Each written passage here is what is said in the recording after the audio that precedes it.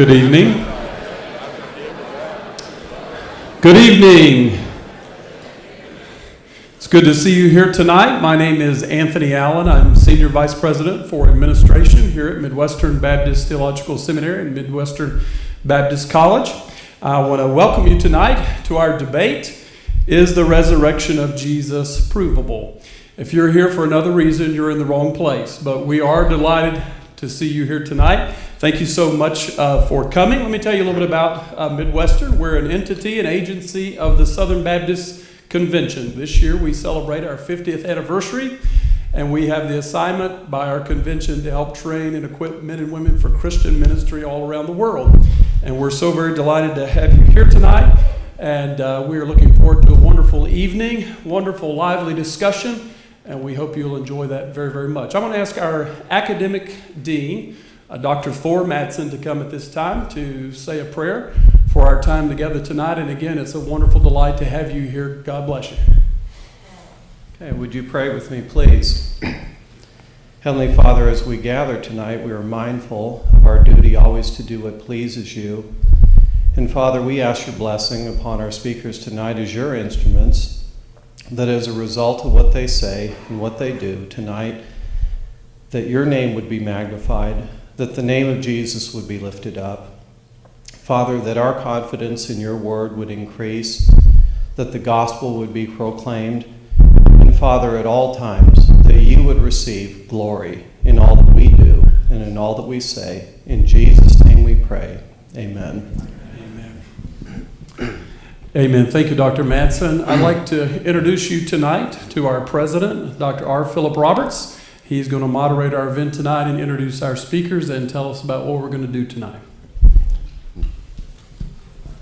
Thank you, and welcome to chapel and to this special event at Midwestern Baptist Theological Seminary.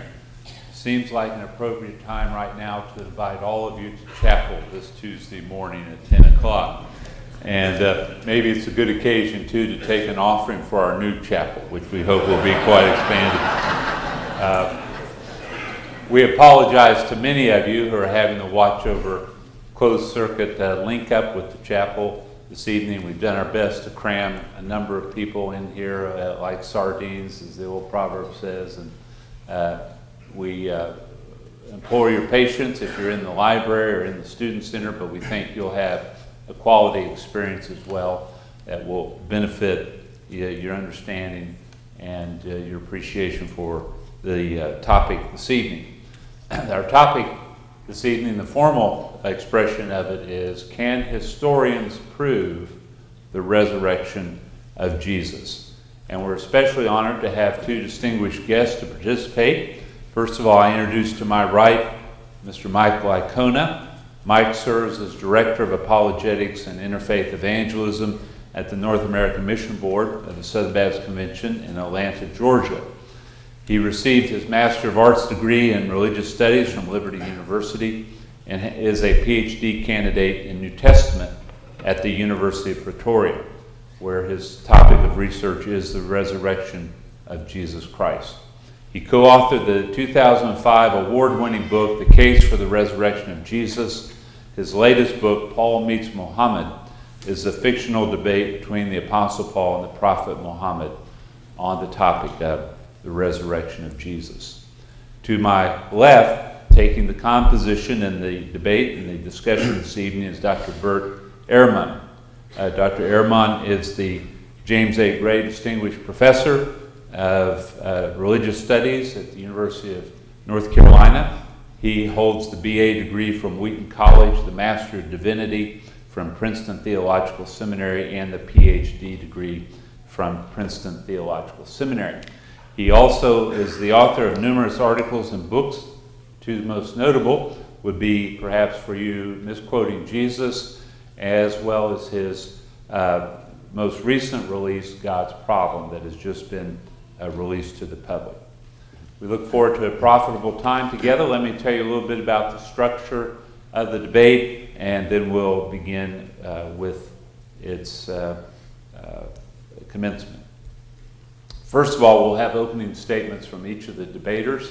Coming first will be Michael Icona, who will have a 20-minute statement as will be followed by Dr. Ehrman for 20 minutes as well. Following those two opening presentations, there'll be a first rebuttal on behalf of each participant. After the first rebuttal, you have on your chair a 3x5 card. If you would like to ask a question, we would like for you to think about that, and at the end of that first set of rebuttals, write that question out, and I assume, Anthony, someone will pick them up from the center aisle, and then we will select from them. Obviously, we only have a few that we can select. We will select from them a few to be placed to the presenters tonight at the end of our experience. Following the second rebuttal, there'll be closing statements by each gentleman, and then a question and answer time of about 30 minutes. Both of them have advised me, give us the tough questions, so we'll do our best to accommodate them. Let me encourage you, if you have a cell phone, this would be, as it will be for me, the appropriate time to turn it off. So if you don't mind doing that in courtesy to all of our listeners here tonight, as well as everyone who'll be watching eventually and subsequently by video. We welcome you. We hope it'll be a profitable time for everyone. As well, especially if you are having to view the debate from a remote site. On the reverse side of our 3x5 card, if you would like to have a DVD copy of this debate, please give us your name and address, contact for you. Simply put remote on that, and we will ensure that you get a free copy of the DVD. Not true for all of you here in this room this evening, but if you'd like to have a copy, put your name and address and express that desire, and we'll see that communication happens so that you can acquire one. And I'm told that it'll take us about a week to get all the copies we need. If for some reason you're left out of the loop or you don't hear anything, you're free to contact our offices within about a week to 10 days, and we'll make sure that that happens for you. All right, gentlemen, thank you for being with us this evening, and we trust and pray all the best for you in our time together. And I introduce to you Mike Licona.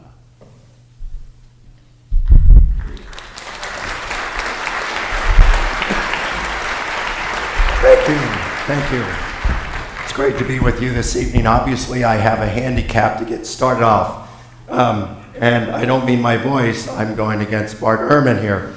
But I also have a handicap in my voice, so please forgive me for that. Bear with me as we go through, and hopefully I'll make it through this evening. I would like to thank Phil Roberts, Midwestern Baptist Theological Seminary, and the Missouri Baptist Convention for sponsoring this evening's debate. And I would also like to thank Professor Ehrman for our collegial email correspondences that led up to this evening's event. Well, a number of years ago, my wife Debbie was involved in a car accident and sustained serious injury to her back. The other driver's insurance company was stubborn and didn't want to pay the medical expenses, so it went to trial.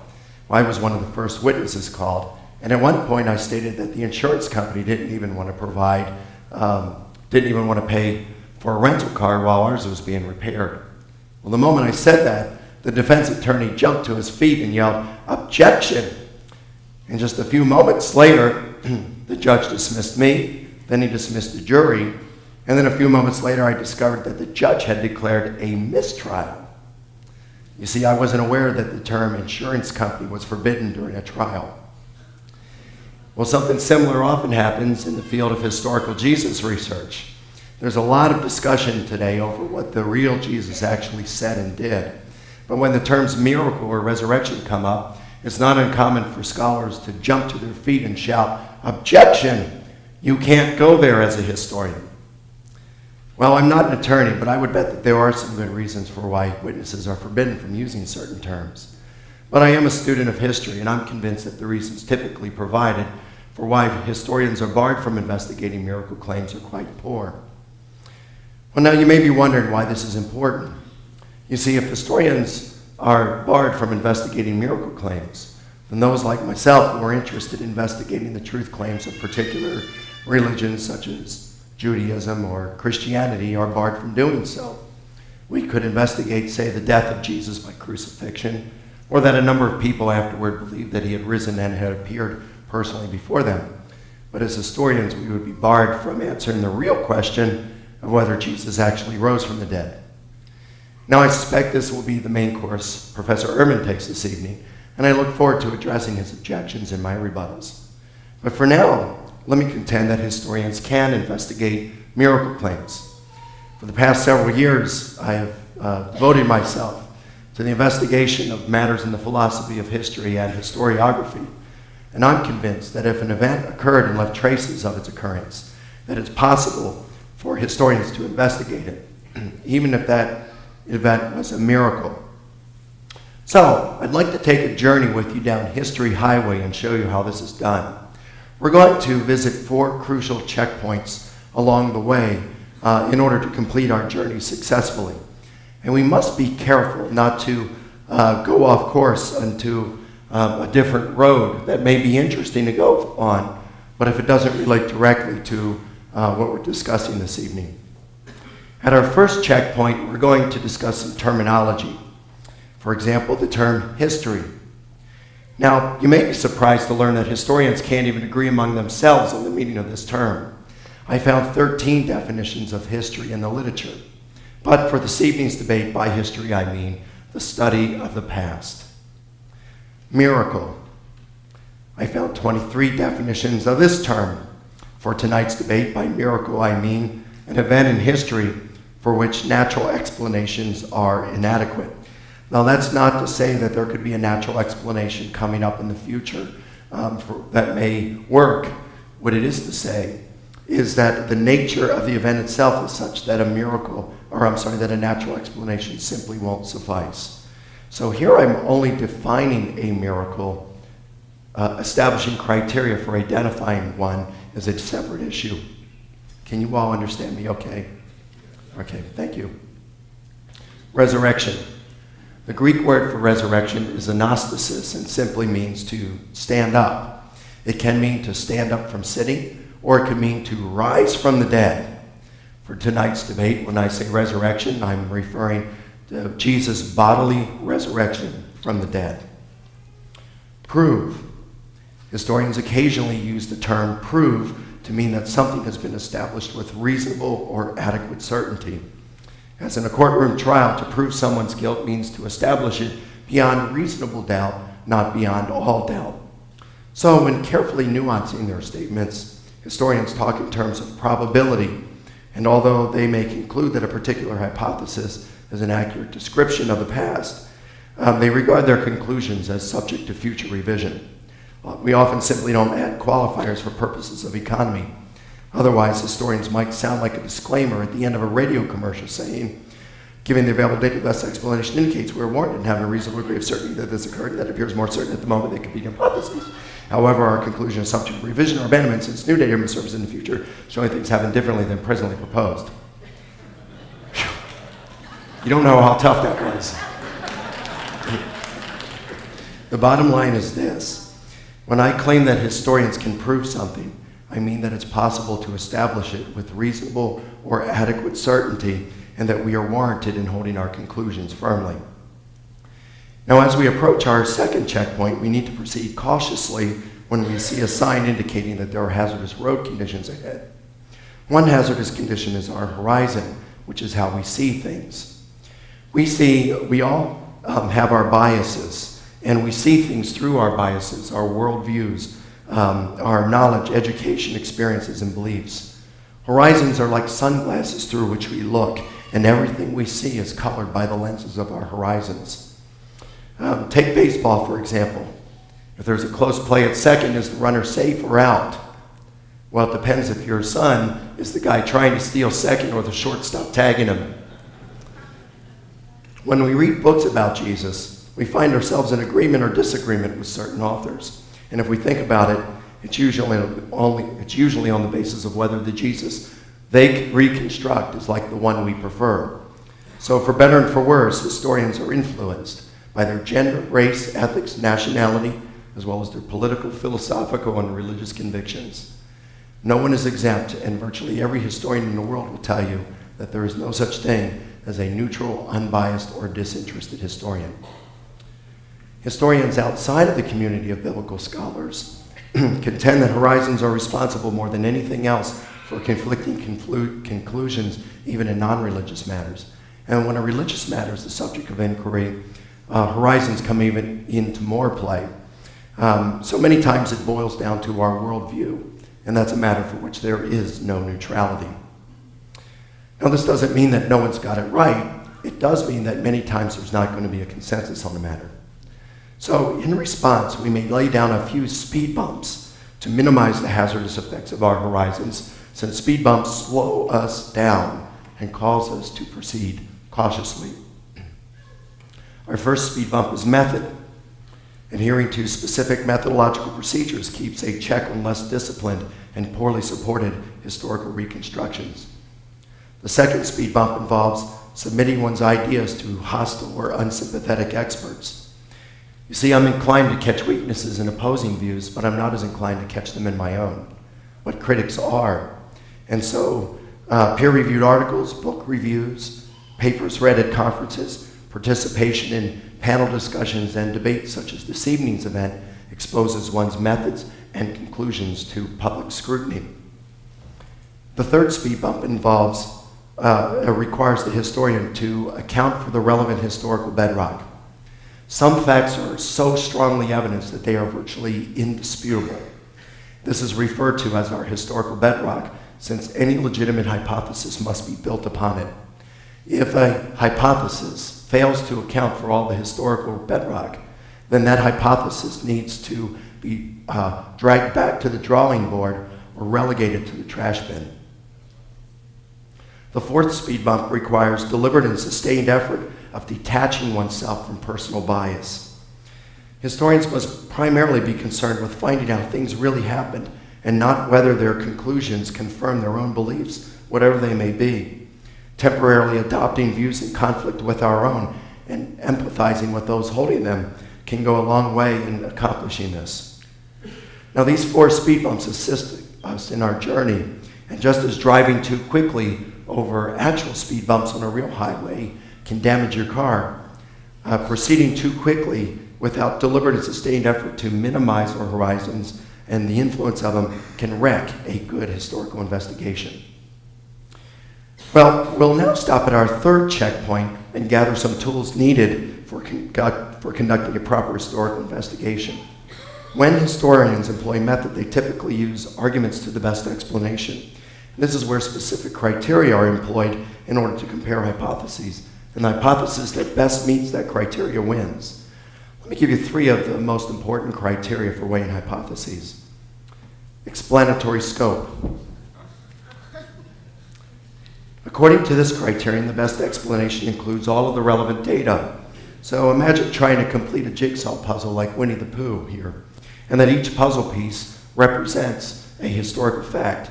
The best solution includes the most pieces. Explanatory power. According to this criterion, the best explanation accounts for all of the known facts without having to force any of them to fit and without leaving much ambiguity. The hypothesis that does this best is to be preferred. And you can see in this case, we do have some pieces that do fit, but you can tell they've been forced. That's what we're trying to avoid. Less ad hoc. Sometimes it appears as though historians are attempting to salvage their failing hypothesis by appealing to an explanation for which there is no independent evidence. And when this occurs, that hypothesis may be said to be ad hoc.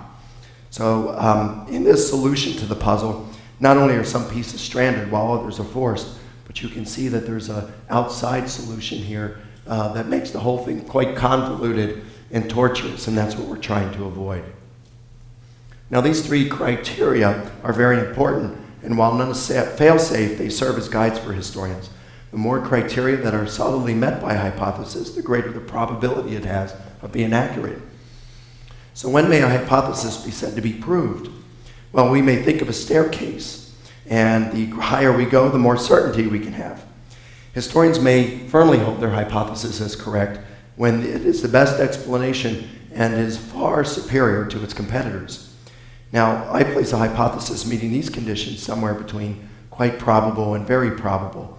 And in the literature I've read, I find that most historians will place it somewhere around this category, although they may give different terms here, and some even place it lower on the steps. Now, let's put our method together, our method to practice, and see how it works. This will be our fourth and final checkpoint. There are 3 facts pertaining to the resurrection of Jesus that are virtually undisputed and are granted by virtually all scholars who study the subject, including skeptical ones. Fact number 1 is Jesus' death by crucifixion. Fact number 2, Jesus' original disciples believed that he rose from the dead and had appeared to them.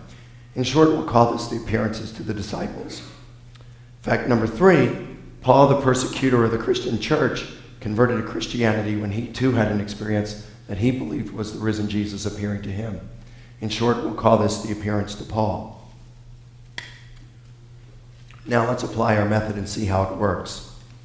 Given time constraints, I can't possibly deal with all of the natural explanations proposed during the past 2,000 years, but I can deal with one that Professor Ehrman has defended.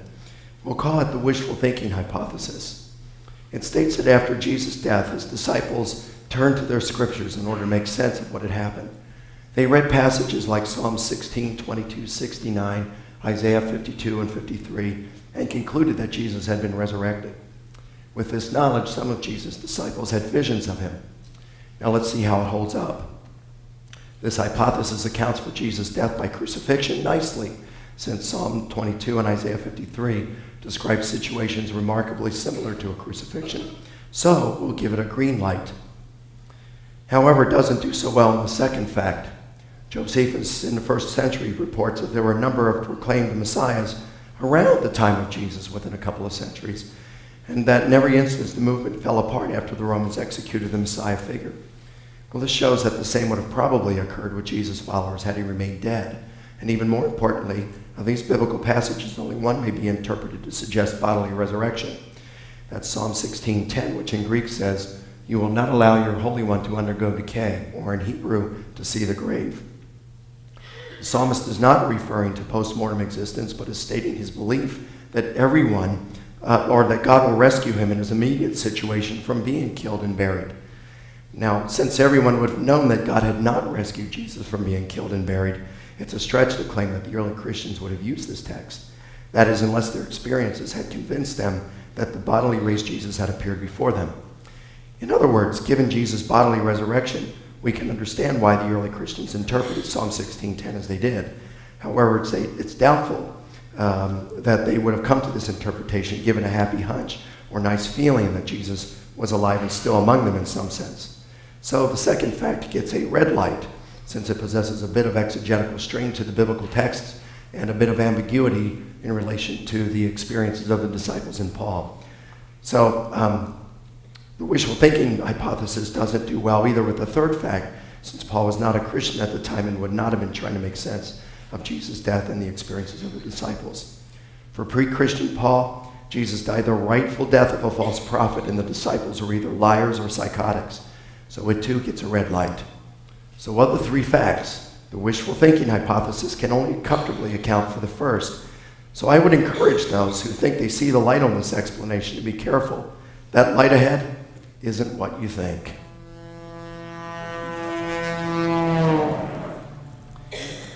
Now let's look at the resurrection hypothesis in comparison. It accounts for Jesus' death by crucifixion, the appearances to the disciples, and the appearance to Paul. And so, in other words, it explains all 3 facts without a bit of strain, and so it easily beats wishful thinking hypothesis in explanatory scope and power. Ad hoc criterion, the wishful thinking hypothesis is left having to postulate the sort of experience that convinced Jesus' disciples and Paul that he had been raised bodily and appeared to them. I'm not going to try to do this for Professor Ehrman, but I will say this: unless he can present a scenario that comfortably accounts for these and for which there is independent evidence and support, his hypothesis will lack even greater explanatory power or possess an ad hoc component. Resurrection hypothesis doesn't have to do this, and so it easily passes the less ad hoc criterion. Therefore, when we weight both hypotheses, the wishful thinking hypothesis is very light and loses to the resurrection hypothesis on every criterion. Historically speaking, the resurrection hypothesis is far superior, and I discovered that when we perform this exercise against other hypotheses, resurrection comes out on top every time. It's the best explanation of the historical facts and outdistances competitors by a significant margin. So, we've arrived at our destination, so let's debrief on our journey. We have taken a journey down History Highway, and we visited 4 crucial checkpoints along the way in order to complete our journey successfully. We clarified some terminology at the first. At the second, we discovered that horizons pose a serious challenge that compromise their work of historians, and that no historian is exempt from this challenge. We laid down several speed bumps in order to slow us to a cautious pace in order that we may achieve some degree of objectivity. At the third checkpoint, we discussed method and identified 3 tools or criteria for weighing hypotheses. When a hypothesis fulfills the 3 criteria and beats competing hypotheses hands down, the historian is warranted in holding firmly to that hypothesis as representing what actually occurred. At the 4th checkpoint, we applied method. We discussed 3 relevant facts that make up the historical bedrock pertaining to the fate of Jesus. We then weighed the wishful thinking hypothesis against the resurrection hypothesis and found that the resurrection hypothesis wins by a significant margin. So, can historians prove that Jesus rose from the dead? Since it's the best explanation of the known facts and beats others by a significant margin, as historians, we may say that it's quite probable to very probable that Jesus rose from the dead. Enough confidence to hold our conclusion firmly. Stated in more popular terms, yes, historians can prove that Jesus rose from the dead. Thank you.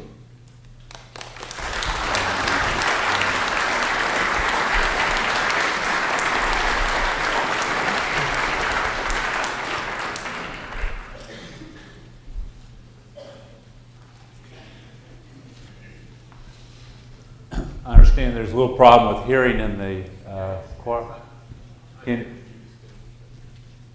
I don't know if we can play at the sound at all to help them or not. I don't know. I just refer these gentlemen back here. If you can do anything to help them, please. I rigged it. Thank you, Mr. Lycone, and now we'll hear from Dr. Irma.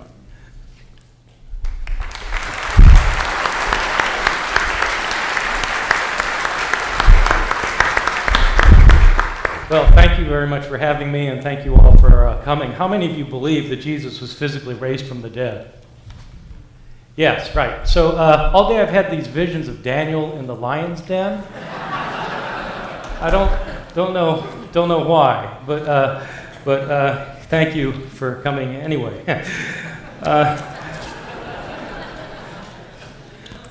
Well, I'd like to thank Mike for that learned and clear opening statement. I had heard that Mike was a skilled and thoughtful speaker, and now I can see why he has that reputation. In this first speech of mine, I'm not going to be dealing directly with what he just said because I have a prepared speech, and I will try and answer his points in my first refutation. So I won't be dealing directly with what he'd say. I would like to say that I used to believe absolutely everything that Mike has just presented about the resurrection of Jesus. I have my undergraduate degree from Wheaton College, an evangelical school where these things are taught. Even before that, I went to a yet more conservative school, the Moody Bible Institute, where Bible is our middle name.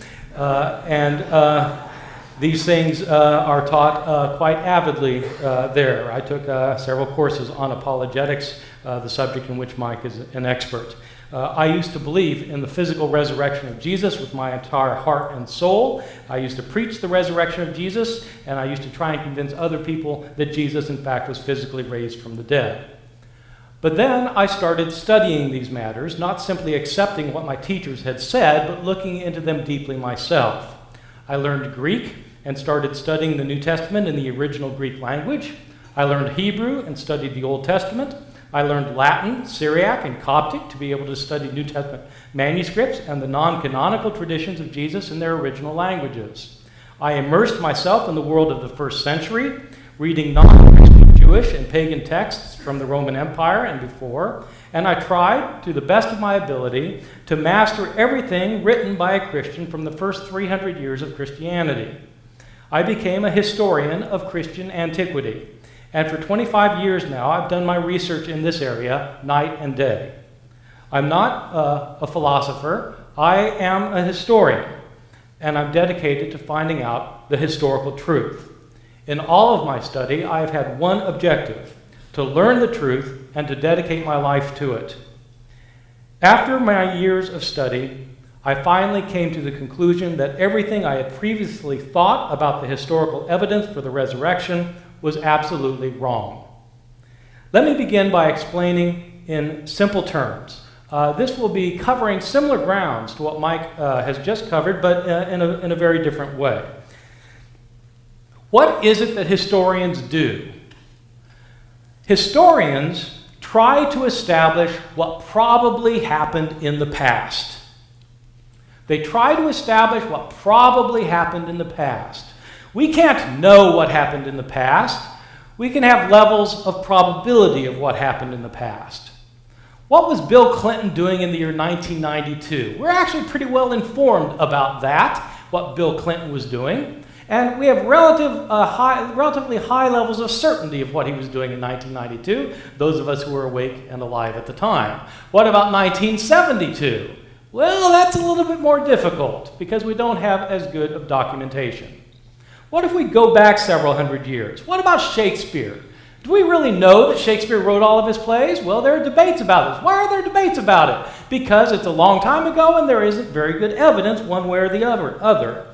Did Caesar cross the Rubicon? Well, we have some evidence for it. In fact, something from Caesar's own hand, but it was 2,100 years ago, and it's a little bit harder to establish what Caesar was doing 2,100 years ago than what Bill Clinton was doing 15 years ago.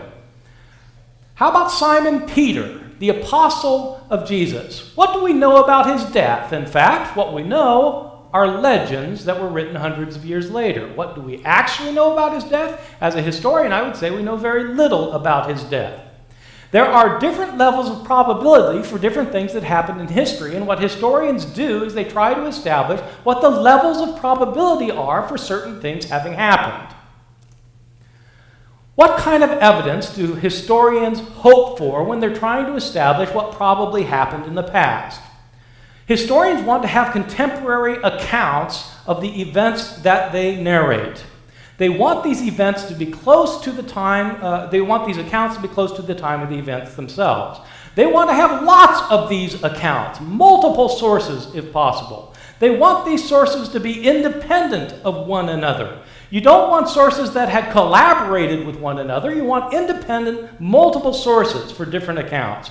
You want these independent, multiple sources to be consistent with one another. If they contradict one another, then you've got a problem, because you don't know which source then to rely upon. Moreover, you want sources that are not biased toward their subject. You want sources that, in fact, are not simply promoting their own beliefs. You want independent sources that are not biased toward their subject, if possible. This is what you want. This is what historians hope for. What do historians have when it comes to the Gospels of the New Testament? Our sources for knowing about the life of Jesus and, if it happened, his resurrection. Do the sources that we have coincide with what we hope for? First thing to point out is the dates of these sources. The Gospels of the New Testament are much later than the accounts that they narrate. Most historians date the first gospel as the Gospel of Mark and indicate that it was written sometime around the year 65 or 70 AD. In other words, 35 or 40 years after the death of Jesus. And it is our first gospel.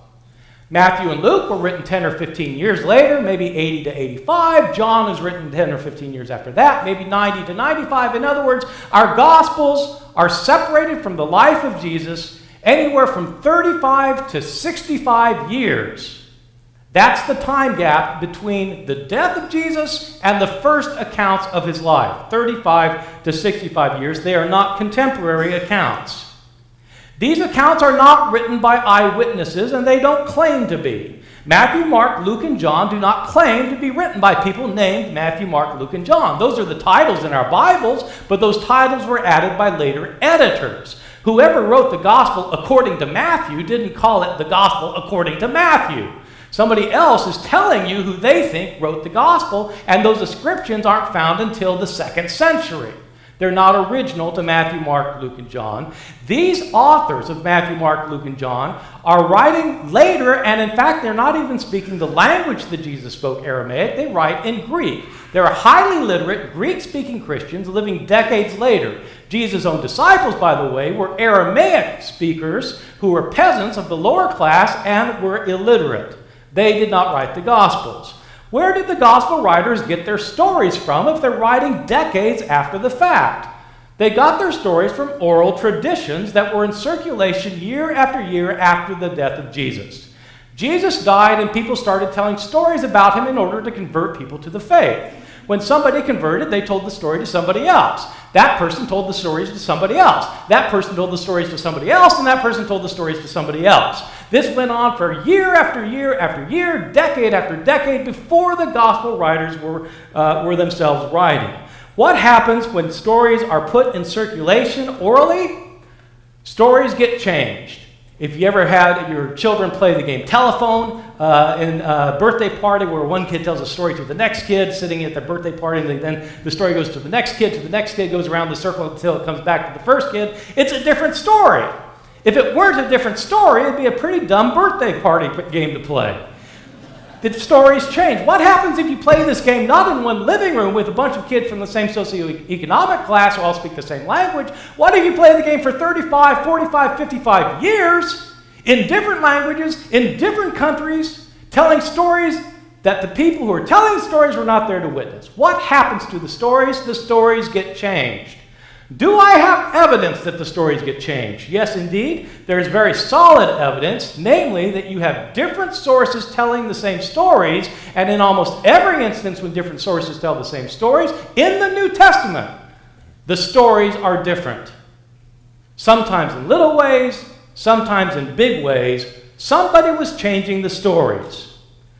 You can see this for yourself. The reason people don't see this normally is because the way people normally read the Bible.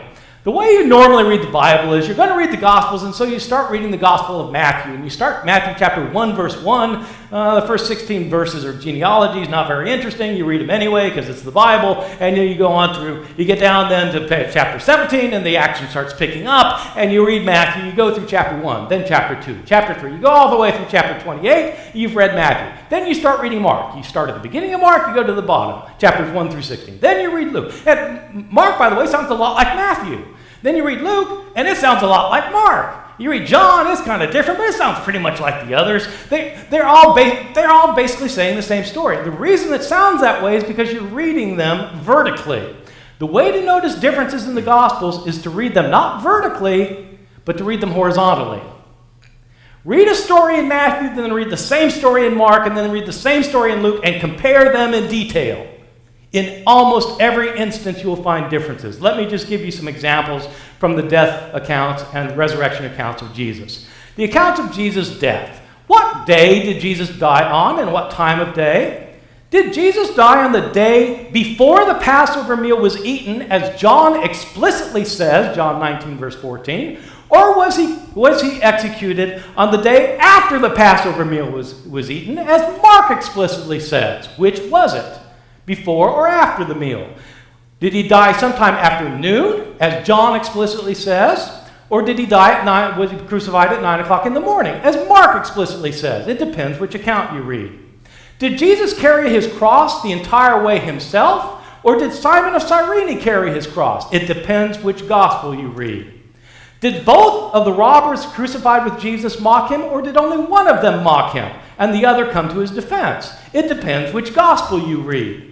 Did the curtain in the temple rip in half before Jesus died, or did it rip in half after he died? It depends which gospel you read.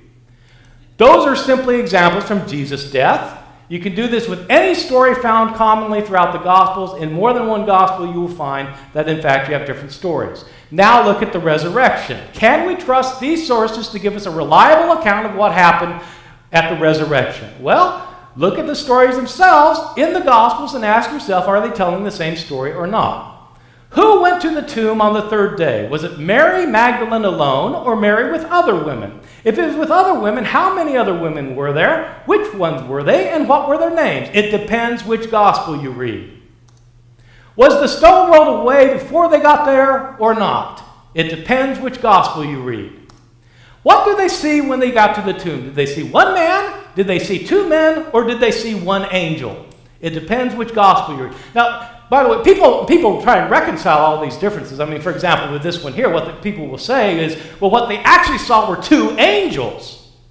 So that one gospel says it was two men because they mistook the angels for men. Another says it was one angel because there was one angel, but there was also another one. And there was also one man because there was an angel who was mistaken for man, but there was also another one. So the way you solve the problem is you say there were two angels. In other words, you solve the problem by saying something that none of the Gospels say. That's how you reconcile it, by creating your own gospel. What were the women at the tomb told to tell the disciples? Were the disciples supposed to stay in Jerusalem, or were they supposed to go to Galilee to see Jesus? It depends which gospel author you read. Did the women tell anyone what they saw or not? It depends which gospel you read. All of these differ depending on which gospel you read. Did the disciples leave Jerusalem to go to Galilee, or did they stay in Jerusalem? Did they never leave, or did they leave right away? It depends which gospel you read. These gospels are all different from one another in their details. Are they the kind of sources that historians would rely upon for historical information? I would argue that, in fact, these are not the kinds of sources that can be relied upon by historians. Now, let me emphasize something. Because I do want to get out of here alive.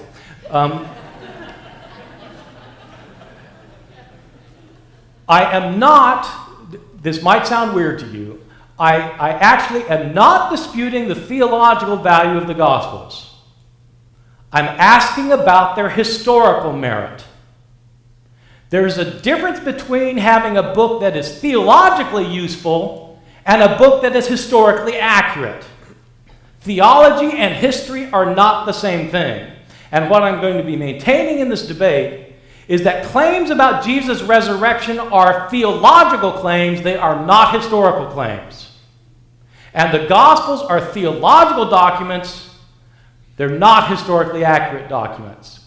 My conclusions about the Gospel narratives, these are not reliable historical accounts. The accounts that we have are based on oral traditions that have been in circulation for decades. Year after year, Christians trying to convert other people. They had an intention when they told these stories. They told these stories in order to convince other people that Jesus was raised from the dead. The authors who wrote down these stories decades later were not eyewitnesses. They were Greek-speaking Christians living 35 to 65 years after the events that they narrate. These authors are telling stories that Christians had been telling during those years. There was no one there at the time of Jesus' death taking notes. The stories, many of them were actually invented. Most of the stories were in fact changed. For these reasons, the gospel accounts are not as useful as we would like them to be for historical sources. They're not contemporary, they're not disinterested, they're not consistent with one another. Now, as emphatic as I've tried to be about that, the reality is what I've just told you in the last 15 minutes is not the big problem. The big problem with arguing that the resurrection can be proved by historians is something else. It's a major obstacle that no historian can overcome no matter what. This is the obstacle. Historians, by their very nature, try to establish what probably happened in the past. You can't repeat the experiment of the past. That's why you have people who can deny that certain things that almost certainly happened. The University of Tennessee, ranked number 1 in college basketball, lost the game 3 nights ago, We in Chapel Hill are glad to know. It's almost certain, but you can't repeat it.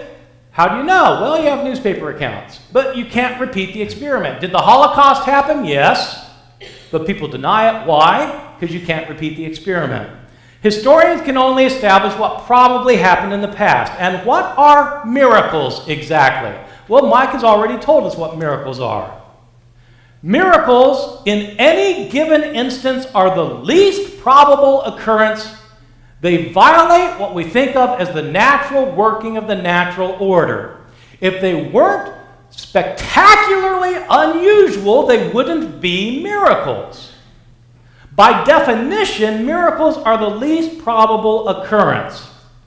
No human being in this room can walk on water. What are the chances that anyone can walk on water? Well, the chances are less than 1 in 5 billion because there's nobody on the planet who can walk on water unless the water happens to be frozen. Can you demonstrate that somebody ever probably walked on water?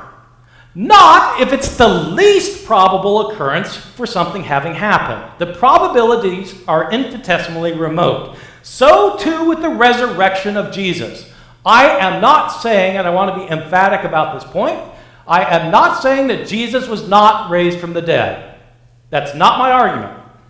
My argument is that if Jesus was raised from the dead, historians cannot prove it because of the nature of historical evidence. A theologian may say that it's true, and then you'd have to argue about it on theological grounds, but the historian cannot show it. The historian's dilemma is this: how can the least probable occurrence, a miracle, ever be the most probable? By definition, it's the least probable occurrence. Historians can never establish the least probable occurrence as being the most probable, which means historians can never establish that the resurrection ever happened. It cannot be proved by historians. Maybe it happened, maybe it didn't happen, but you can't use historical evidence to prove it. Now, Mike's going to say, well, that means that you can't test the truth claims of Christianity using history. And that's absolutely right. You cannot. Just as you cannot use mathematics to prove the truth claims of Christianity, or chemistry to prove the truth claims of Christianity. The reality is, historians cannot prove what is the least probable occurrence as having happened in the past. Our sources are contradictory and late and not by eyewitnesses, and historians simply cannot prove miracles because of the nature of the case. Thank you.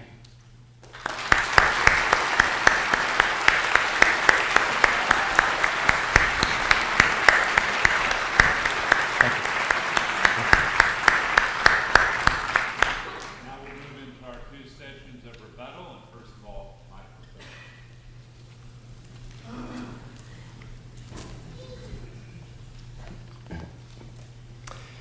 Well, thank you, Bart. I appreciate that. In my opening statement, I said that I would sound a lot worse than Bart does this evening. In my opening statement, I said that we take a journey down History Highway and that we would visit 4 crucial checkpoints along the way. So what I would like to do is to revisit each of those checkpoints in light of what Professor Ehrman just said. At our first checkpoint, we looked at definitions. And here, Bart defines miracle as the least probable explanation. I'm going to deal with that, but I'd like to reserve that until we get to the 3rd checkpoint. At our 2nd checkpoint, we discussed horizons and how that these can severely handicap a historian's investigation. Bart didn't comment on this in his opening statement, and I wouldn't expect him to. We agreed that he would give his negative case, and so, and we both probably agree on this equally anyway. On our 3rd checkpoint, we discussed method, and I argued that historians use arguments to the best explanation, and they do this by applying specific criteria such as explanatory scope, explanatory power, less ad hoc. Now, here's where I think Bart's definition of miracle comes into play. He defines miracle as the least probable explanation, and I think this is very problematic, and let me explain why. If we're going to say that a miracle if we knew ahead of time that God does not exist, then certainly it's the least probable explanation. And if we knew ahead of time that God exists and wanted to act in a specific period of history, such as the resurrection of Jesus, then we would say that that particular miracle is the most probable explanation. The problem is that historians don't have this knowledge. And so they can't say that something is probable or improbable in these cases. What historians need to do is to look at the evidence without prejudice in either direction and form hypotheses based on that evidence and weigh those hypotheses using specific criteria such as explanatory scope, power, etc. This is how probability should be determined, and not according to the theological speculations that Barth imports into his historical investigation prior to an examination of the evidence. At our fourth checkpoint, we talked about applying method, and here we talked about historical bedrock as well as weighing hypotheses. For the historical bedrock, I mentioned that there are 3 facts upon which, for which virtually a consensus of historians, including skeptical ones, agree: Jesus' death by crucifixion, the appearances to the disciples, and the appearance to Paul. Now, Professor Ehrman came back and he said, well, wait a minute, the Gospels aren't as reliable as we'd like. They were written somewhere between 35 to 65 years after the events they purport to describe. They are anonymous, written by Greek-speaking Christians. It's kind of like the telephone thing, to one to another, and so you have all these differences, these discrepancies within them. And so he says these are not sources historians can rely on. They're not contemporary, not consistent, and not disinterested. But this objection, I believe, is irrelevant, and let me explain why. I did not build my case for the resurrection this evening on biblical inerrancy. I didn't build it on the trustworthiness of the Gospels, a particular dating of them, or who wrote them. One of the things I did in my investigation to minimize my own bias was to go with the facts, and only those facts, that were virtually indisputed by historians. That's what I built my case on. And Professor Ehrman agrees with these facts. So, for example, fact number 1, Jesus' death by crucifixion. He says one of the most certain facts of history is that Jesus was crucified on orders of the Roman prefect of Judea, Pontius Pilate. Fact number 2, the appearances to the disciples. It is a historical fact that some of Jesus' followers came to believe that he had been raised from the dead soon after his execution.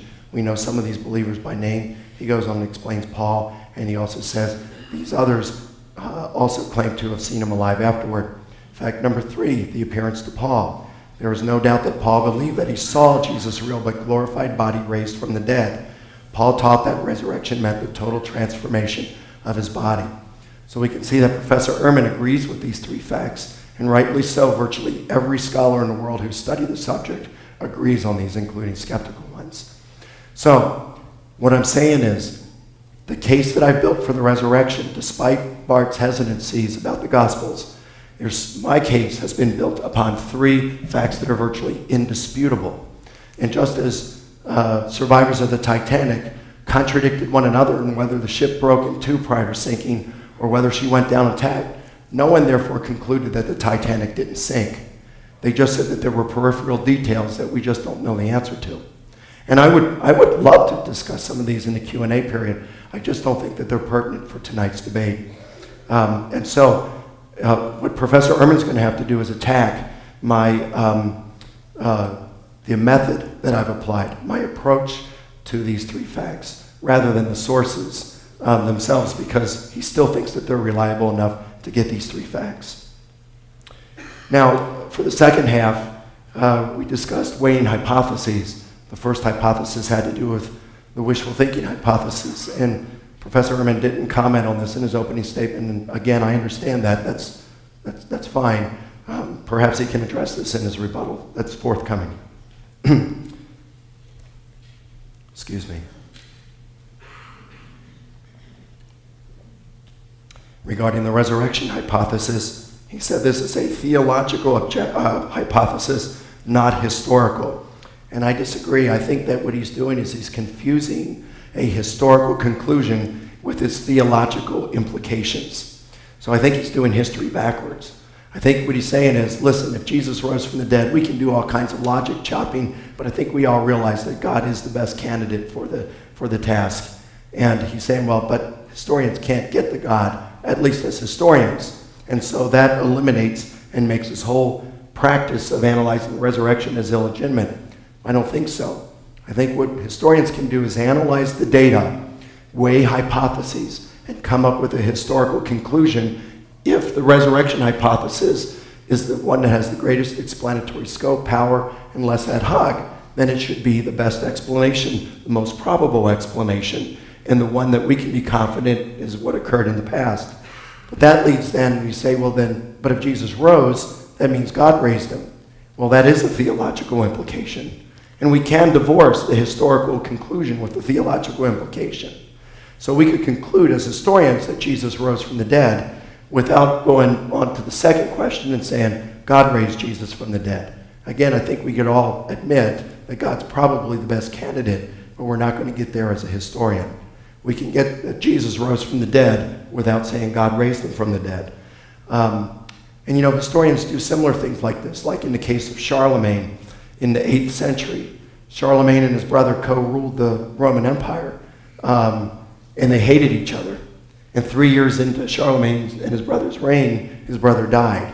Historians conclude that Charlemagne's brother died in 717, but they don't have to conclude because it's indeterminate whether he died of natural causes or Charlemagne had him killed. So in the same way, again, I'd say we can conclude that Jesus rose from the dead while leaving a question mark of who raised him. All right, if the evidence points to that.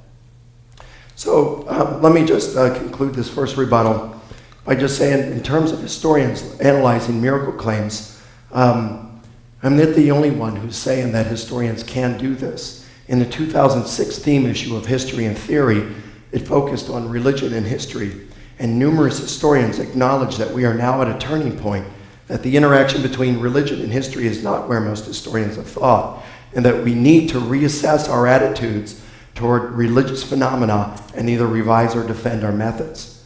Many of the contributors noted a philosophical bias against miracles on the part of many historians. This recognition is also taking place amongst a number of biblical scholars as well.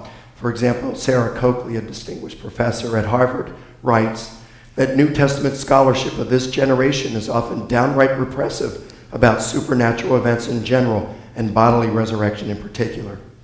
Ben Witherington writes, even some contemporary Bible scholars assume that miracles must be left out of account if we're going to do scholarly work like the other critical historians. This is a carryover from the anti-supernatural bias of many Enlightenment historians, but it seems a very odd presupposition today. Our postmodern world is experiencing a newfound openness to miracles, magic, the supernatural, the spiritual, or whatever you may want to call it. So even though there are numerous biblical scholars and historians who believe they're prohibited from investigating miracle claims, a number of professional historians and biblical scholars are calling for a new paradigm. So I think the epistemological ice age of modernity is coming to an end. Spring is in the air, the trees are blooming, birds are singing, and the air is warming to the investigation of miracle claims. And those scholars who exercise their rights to do so will find themselves amid a growing number of colleagues. So in just summarizing, I think we've seen that the case that I presented, that historians can prove that Jesus rose from the dead, still stands, and that Professor Ehrman's arguments to the contrary fail under critical scrutiny. Thank you.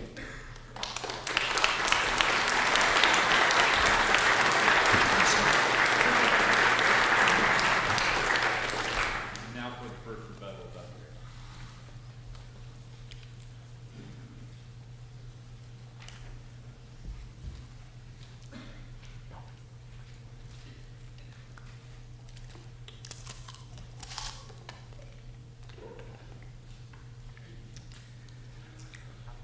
Well, so I've got a tall task. Mike wants to insist that there are 3 undisputed facts that prove that Jesus was raised from the dead historically. The facts are that Jesus died by crucifixion, number 1.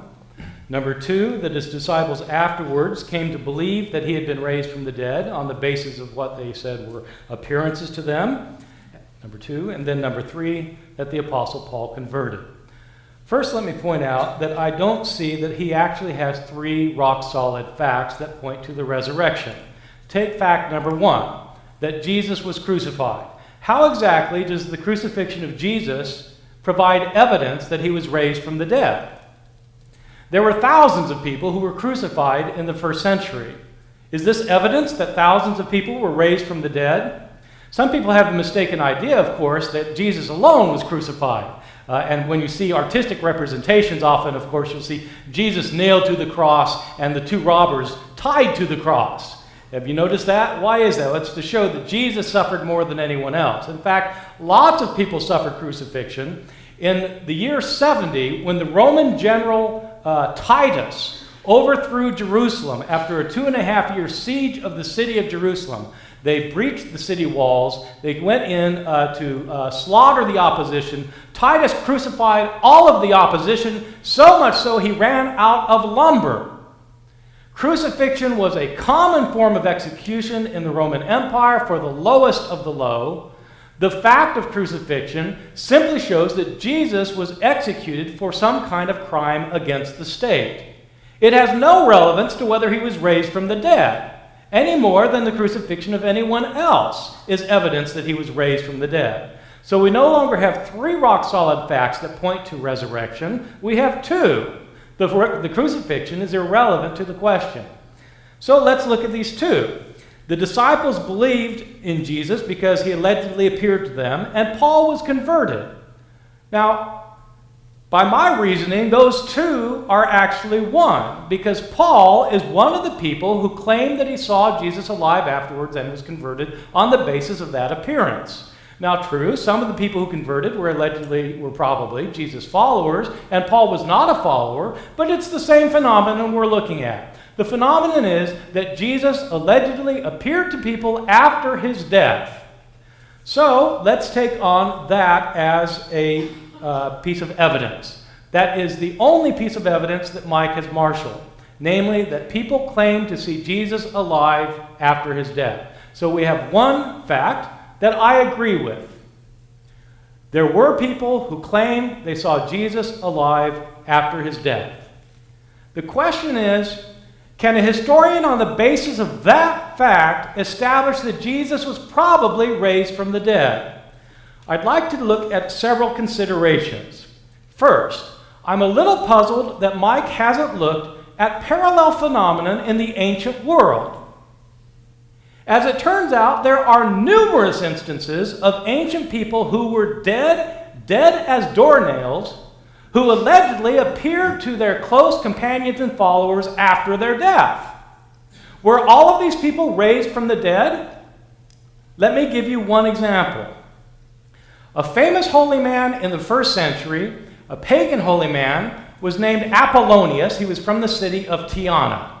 We know about Apollonius and the life of Apollonius because one of his later followers wrote down an account of his life.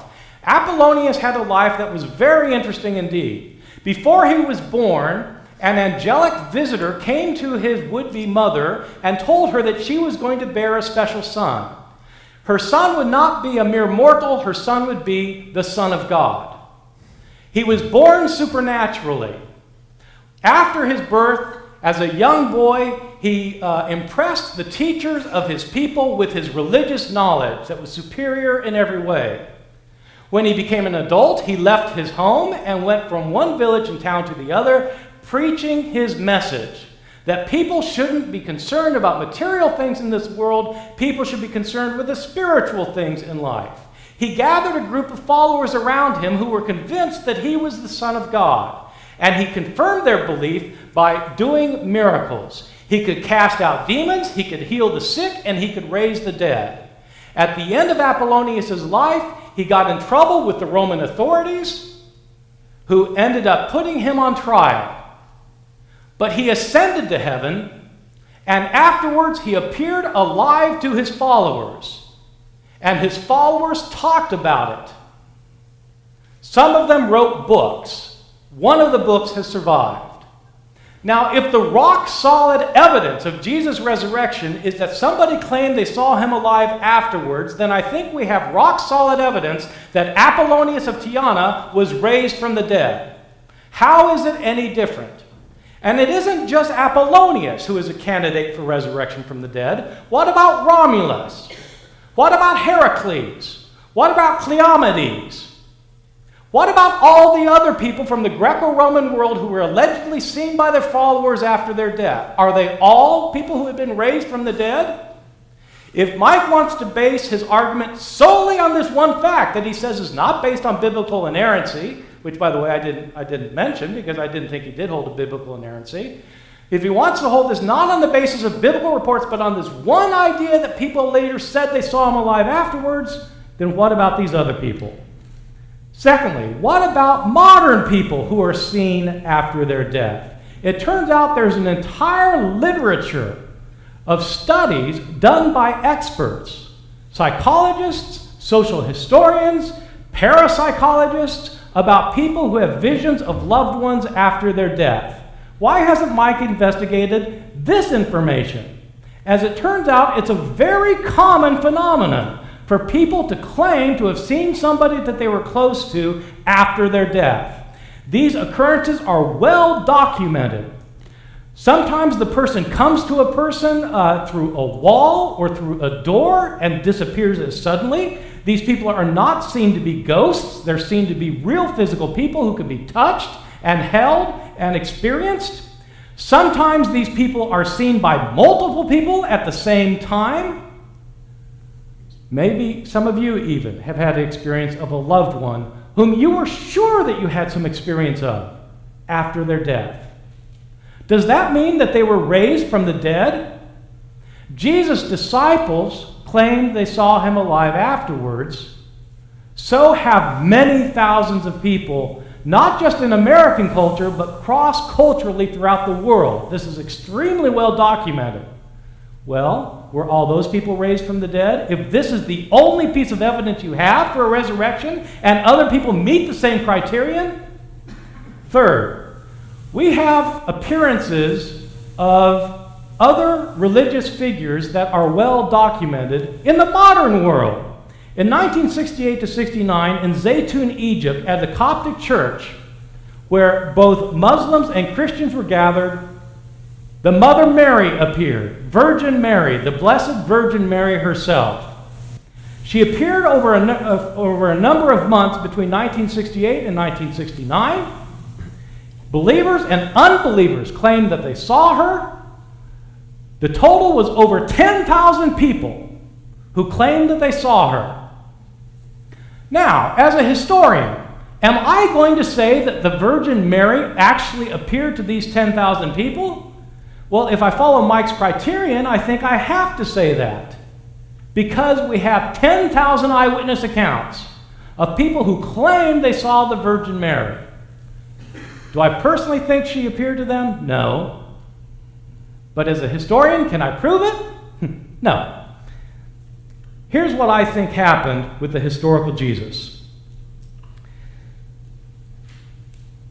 Jesus had an avid following among his disciples who were convinced that he was somebody special.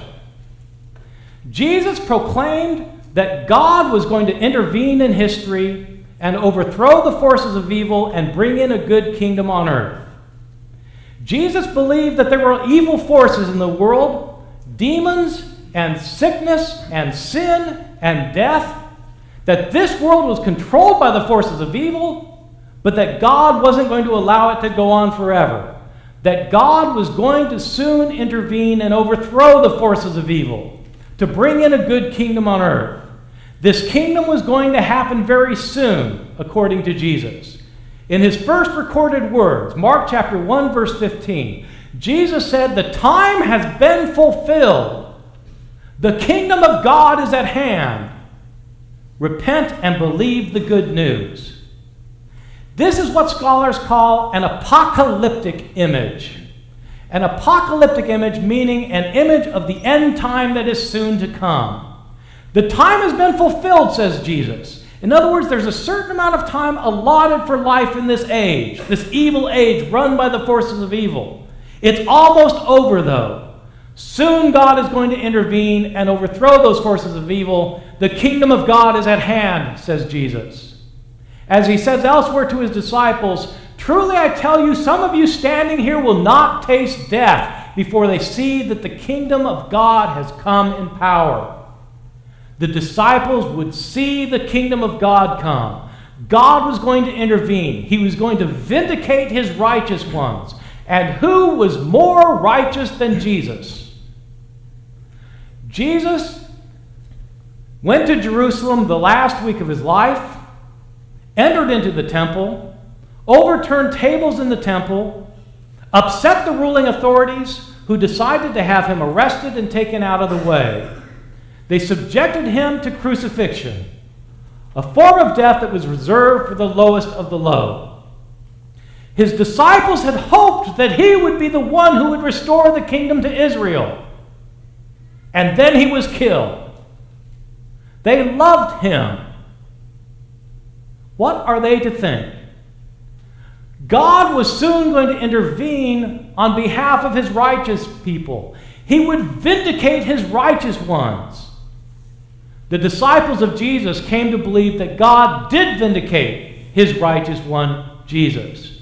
Just as so many thousands of people have since, his disciples after Jesus' death had visions of him. They experienced him as still in their lives. They remembered his words, but they also had some kind of experience of him, a real tangible experience of him where they could feel him and touch him and talk to him. Just as widows today sometimes experience their dead husbands, or as children today experience their dead parents.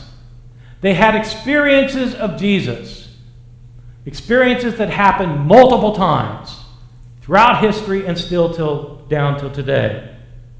On the basis of their experiences, they believed that Jesus had been raised from the dead. What would be more natural? They saw him. They talked to him, just as people do today.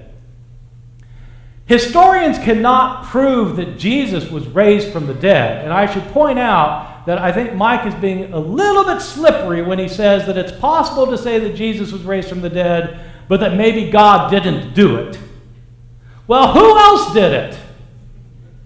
If you're not going to say God raised Jesus from the dead, then as a historian, I want you to tell me who did raise Jesus from the dead. And if you're going to say God did it, then you're making a theological statement, not a historical statement. It's a statement about God and God's activities. It's a statement about a miracle, the least likely occurrence. Which is more likely? That the followers of Jesus who loved him had visionary experiences of him after his death, visionary experiences that are documented thousands of times, or that God raised him from the dead, a unique miracle that would have happened only once. Which is more historically probable? If you're a historian, you can only deal with probabilities. You can only deal with what most probably happened, not with what least probably happened. If you're a Christian, you are welcome to believe that Jesus was raised from the dead. But that is a theological belief that you have about something that God did. It is not based on historical proof because the historical proof cannot be adduced. Thank you.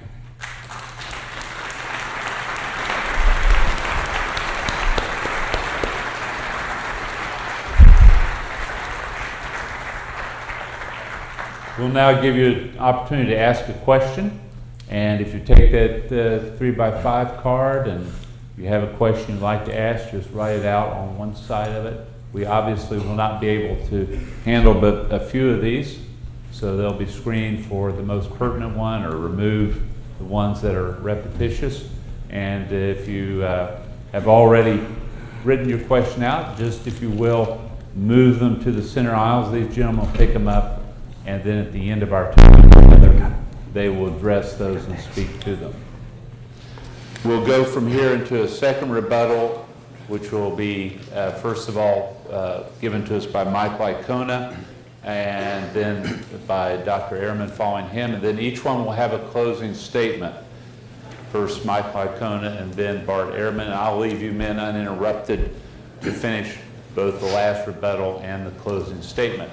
At the end of the closing statements, we'll have the Q&A time, And since Dr. Ehrman will have had the last closing statement, we'll go from one of our participants to the other, and we'll give Mr. Wykuna the chance to answer the last of those questions to close our evening tonight. So for our first rebuttal, for the second half of the program, Mike Wykuna.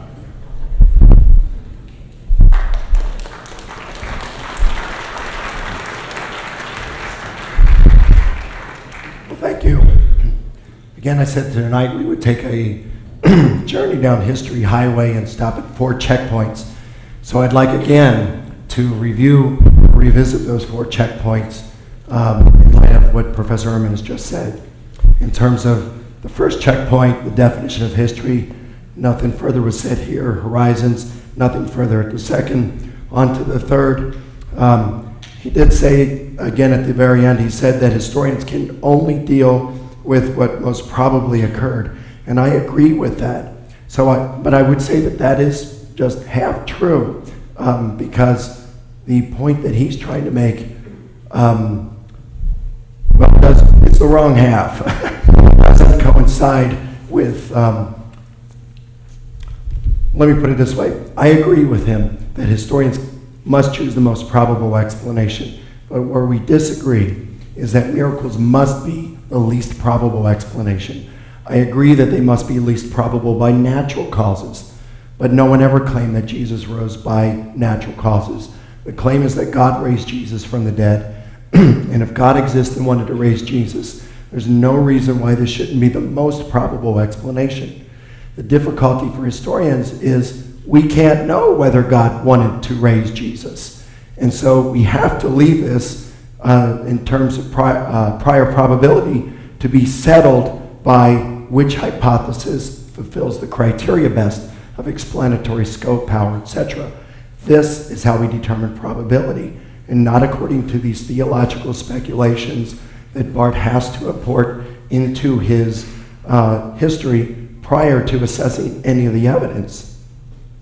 When we do look at the explanatory scope, power, etc., we do find that the resurrection is the most probable explanation if we look at it purely according to how well it fulfills those criteria, rather than the theological and philosophical ideas that go along with it. Now, at our fourth checkpoint, we looked at applying method. We talked about the historical bedrock, those 3 facts. And Barth says that these are not rock-solid facts. But remember, these are things that he admitted to in his opening statement. In his writings. He admits that Jesus' death by crucifixion is one of the most certain facts of history. He admits that it is a historical fact that some of Jesus' followers came to believe that he had been raised from the dead, and that Paul, he says of Paul, there is no doubt that Paul believed that he saw Jesus' real but glorified body raised from the dead. So it's this transformed physicality of the body that is raised from the dead. So he believes on these 3 facts right here and counts them as facts. He says, well, you can't have, or just because you have a crucifixion, these were common, it doesn't mean a resurrection. I never said it did, but you can't have a resurrection without a death now, can you? And so that's why I said Jesus' death by crucifixion. In terms of the appearances to the disciples and the appearance to Paul, the reason I distinguish them is because not only was it his friends who believed that he rose from the dead, but also a sworn enemy. Someone who would be the equivalent of a modern Osama bin Laden. Imagine Osama bin Laden, he comes out of appears before his group someday, and you hear all these gunshots and yelling, and he comes out and he says, brothers, I'm here to tell you, I was in a cave the other day, and I was praying with my colleagues, and a loud voice bellowed throughout the cave, and a bright light came in the cave and said, Osama, Osama, why are you persecuting me? He said, well, who are you, Lord? And he said, I am Jesus whom you were persecuting, and so forth. And I'm here to tell you today, Muslim brothers and sisters, that Jesus is Lord, and we need to follow him. And they pelt him with stones. That's the big difference between the disciples believing and Paul believing. Now, Professor Ehrman makes an issue out of the parallels but I don't think that these are very effective. For example, he mentions Apollonius of Tyana. What we need to do is we need to compare the sources, like are there early sources, multiple sources, eyewitness sources, embarrassing sources? Are there any plausible naturalistic explanations? And when we look at Apollonius of Tyana versus Jesus, we say that Apollonius fails in every single one of these categories, whereas Jesus passes. The earliest account that we have, 125 years after the death of Apollonius. We don't have multiple sources. We only have the one source. Yes, there were others, but we don't have them. And we could add more sources about Jesus if we're going to go that way. Eyewitnesses, we don't have that with Apollonius. Embarrassing? No, because Philostratus, his only biographer, was very pro-Apollonius. In fact, there are reasons to suspect that this was perhaps propaganda meant to answer the Christian view. So there are plausible naturalistic explanations, but the thing with Jesus' resurrection passes in every one of these categories. Regarding Romulus, he mentioned that, well, we're not even certain of his death. That's not mentioned in the historical records. So that's why death is important.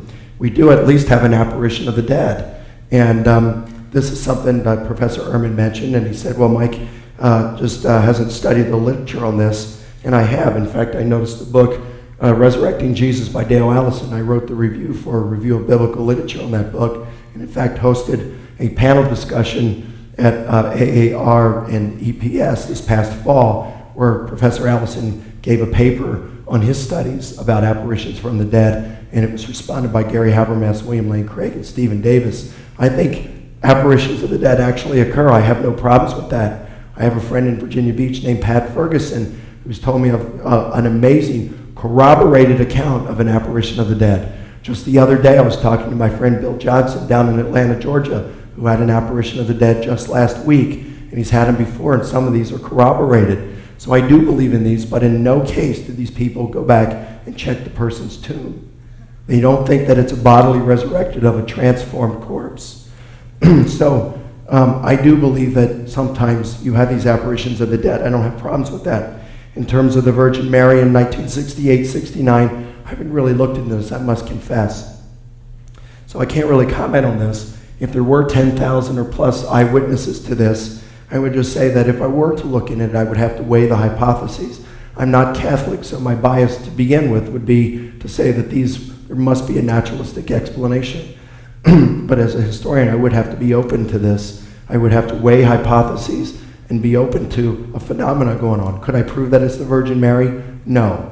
Could I prove that this was perhaps a supernatural event? Well, maybe. Maybe I'd have to be open to that as a historian if there were no plausible naturalistic explanations and if this happened in a context that was charged with religious significance, which I'd be happy to unpack if Professor Ehrman would like me to. Regarding the weighing of hypotheses, he brought up the wishful thinking hypothesis, and he stated what he thought happened, but he didn't defend it. And it's easy to just state, I could say Jesus rose from the dead, but unless I give evidence for it, it falls on deaf ears. So I'm still waiting to hear Professor Ehrman's explanation for that. Again, it lacks explanatory scope, power, and may possess an ad hoc component. Regarding he says if God didn't do it with the resurrection, who did? Well, as historians, as I mentioned in my first rebuttal, we may have to leave that as a question mark, but that doesn't justify us saying that Jesus didn't rise from the dead just because we can't stomach the possibility that maybe a God did it. I think that's doing history backward. And we have to divorce ourselves of our theological and philosophical presuppositions for the most part in terms of our beliefs about God when we are doing a historical investigation. Let me just give a real quick analogy. Let's say that during his next rebuttal, Bart drops dead. I hope that doesn't happen. We'll say he does. And a couple of physicians come up and work on him, and the paramedics come in after an hour. They declare him dead. And at that point, Phil Roberts jumps up and says, Bart, God did this in order to show you that your journey from Christianity to agnosticism was wrongheaded. Now, in the name of Jesus, get up and walk. And at that moment, he opens his eyes and stands up. Well, maybe he would say, whoa, whatever happened, I don't understand what happened there, but it wasn't a miracle because we can't know that. And I would say, no, I think it was a miracle.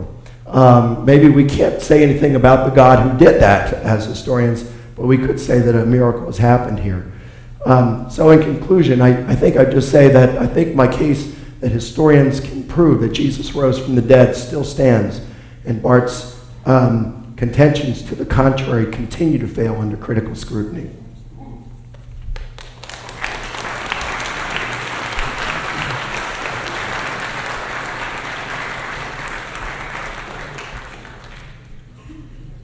Well, thank you, Mike, for those clarifications. And I think Mike would agree. These debates get increasingly difficult because what you're tempted to do is to give a point-by-point refutation. And frankly, it's kind of boring to do it that way, but that's sort of what you're stuck with. So it goes. So let me answer just a few of his points. I am insisting that he doesn't have 3 facts. He's got 1 fact, that there are people who claim to see Jesus alive afterwards.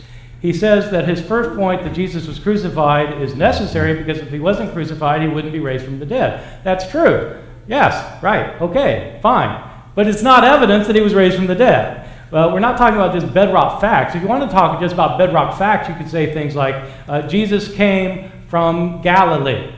It's a bedrock fact. Does it have anything to do with the resurrection? No. Jesus' parents were named Mary and Joseph. Bedrock fact. Does it have anything to do with the resurrection? No. Jesus had brothers, one of whom was named James. Bedrock fact. Anything to do with the resurrection? No. Jesus was crucified. Bedrock fact. Anything to do with the resurrection? No. Yes, he had to die. We all have to die. And to argue that the difference with Romulus is that we don't have any account of his death, I think the alternative is to say that Romulus never died. And none of us thinks that. So the reality is we do have accounts of Romulus and others being seen or disappearing from this earth and showing up in heaven after their death. It was a very helpful point for him to clarify that his second and third facts, that Jesus' disciples claimed to see him alive afterwards and Paul saw him alive afterwards, are 2 different things, because one, you have his friends, and the other, you have his enemy. Absolutely, very good point. It's a great point. So let's talk about this for a second. Are we going to say that when somebody converts from being an enemy to being a friend, that is evidence of a miracle? Let me give you an example. A well-known example from the Middle Ages of one of the most famous Jews of the Middle Ages, Shabbatai Tzvi, who was thought to be the Messiah by many Jews, who in fact thought of himself as the Messiah, but near the end of his life converted to Islam. He joined his enemies. Does that show anything about the truth claims of Islam? Does that show that Muslims are right and that Jews are wrong theologically because somebody converts from being an enemy to being a friend? Paul did convert from being an enemy to being a friend. It's not unheard of. In fact, it happens a lot. Mike might point to me as an example.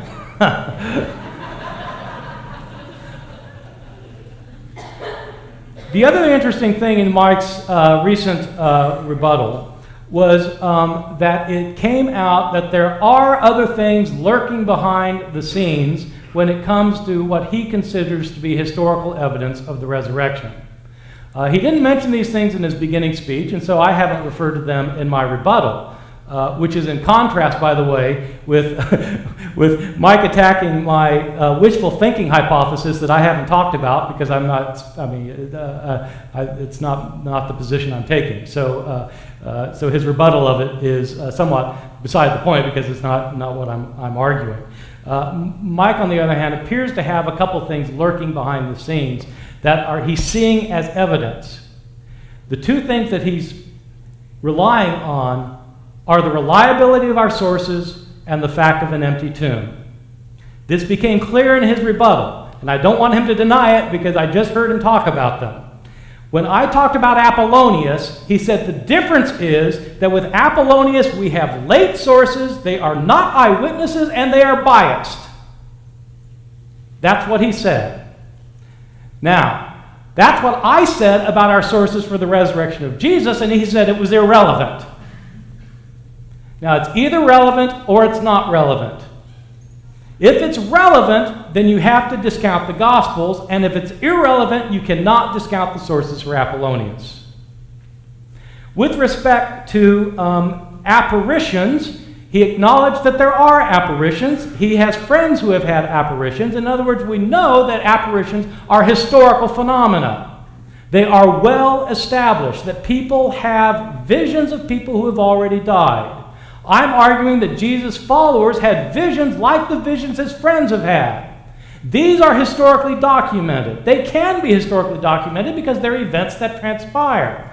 What about resurrections? Are they events that transpire? We don't know. They would be miracles. He points out, though, that with these apparitions, nobody goes to check to see if the tomb is empty. This is my point. The empty tomb is lurking behind his apologetic. It's the empty tomb that at the end of the day convinces him about the apparitions. But you'll notice he hasn't marshaled any evidence for the empty tomb. He's simply asserting that if people had apparitions, they would have gone to check the tomb. This is where historians have some things to say. As it turns out, historians know what happened to crucified people in the Roman Empire. They generally were not allowed to be buried in family tombs. In most instances, they were thrown in common graves where their bodies deteriorated and disintegrated within days. So if he wants to talk about the empty tomb, then we will have some more things to talk about. But if he doesn't want to talk about the empty tomb, then his statement about apparitions is no longer applicable, if you see what I mean.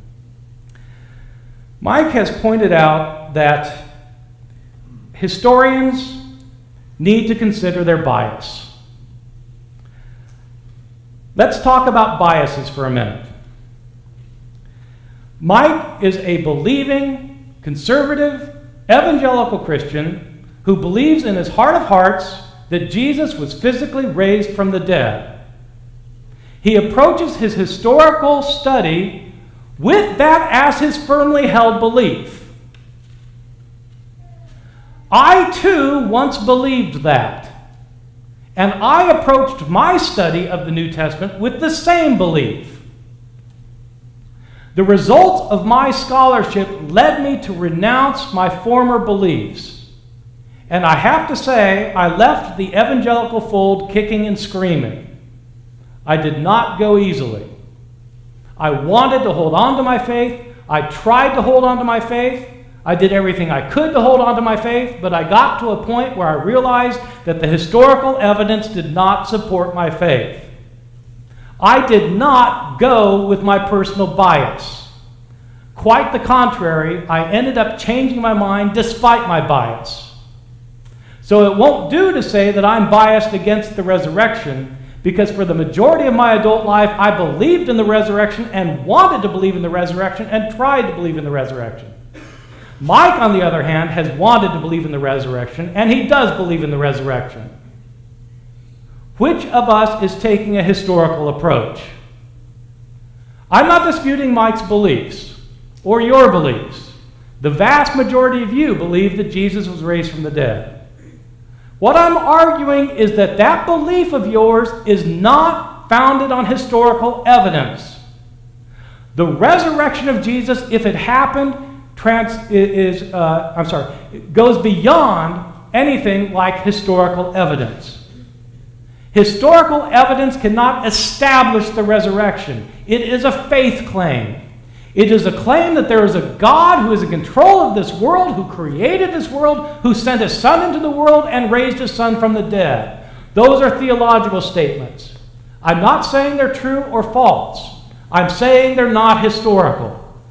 Historical statements have to do with what historians can establish as probably having happened in the past.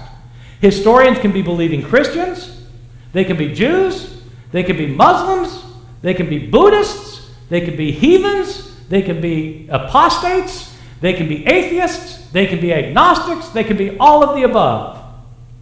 But the evidence they adduce has to be available to everybody that I've named, or it's not historical evidence. If it's historical evidence, it's based on presuppositions that everybody I've just named can agree on, not people with only one particular theological point of view. If the historical conclusion requires a theological point of view, then it's not a historical conclusion, it's a theological conclusion. Thank you.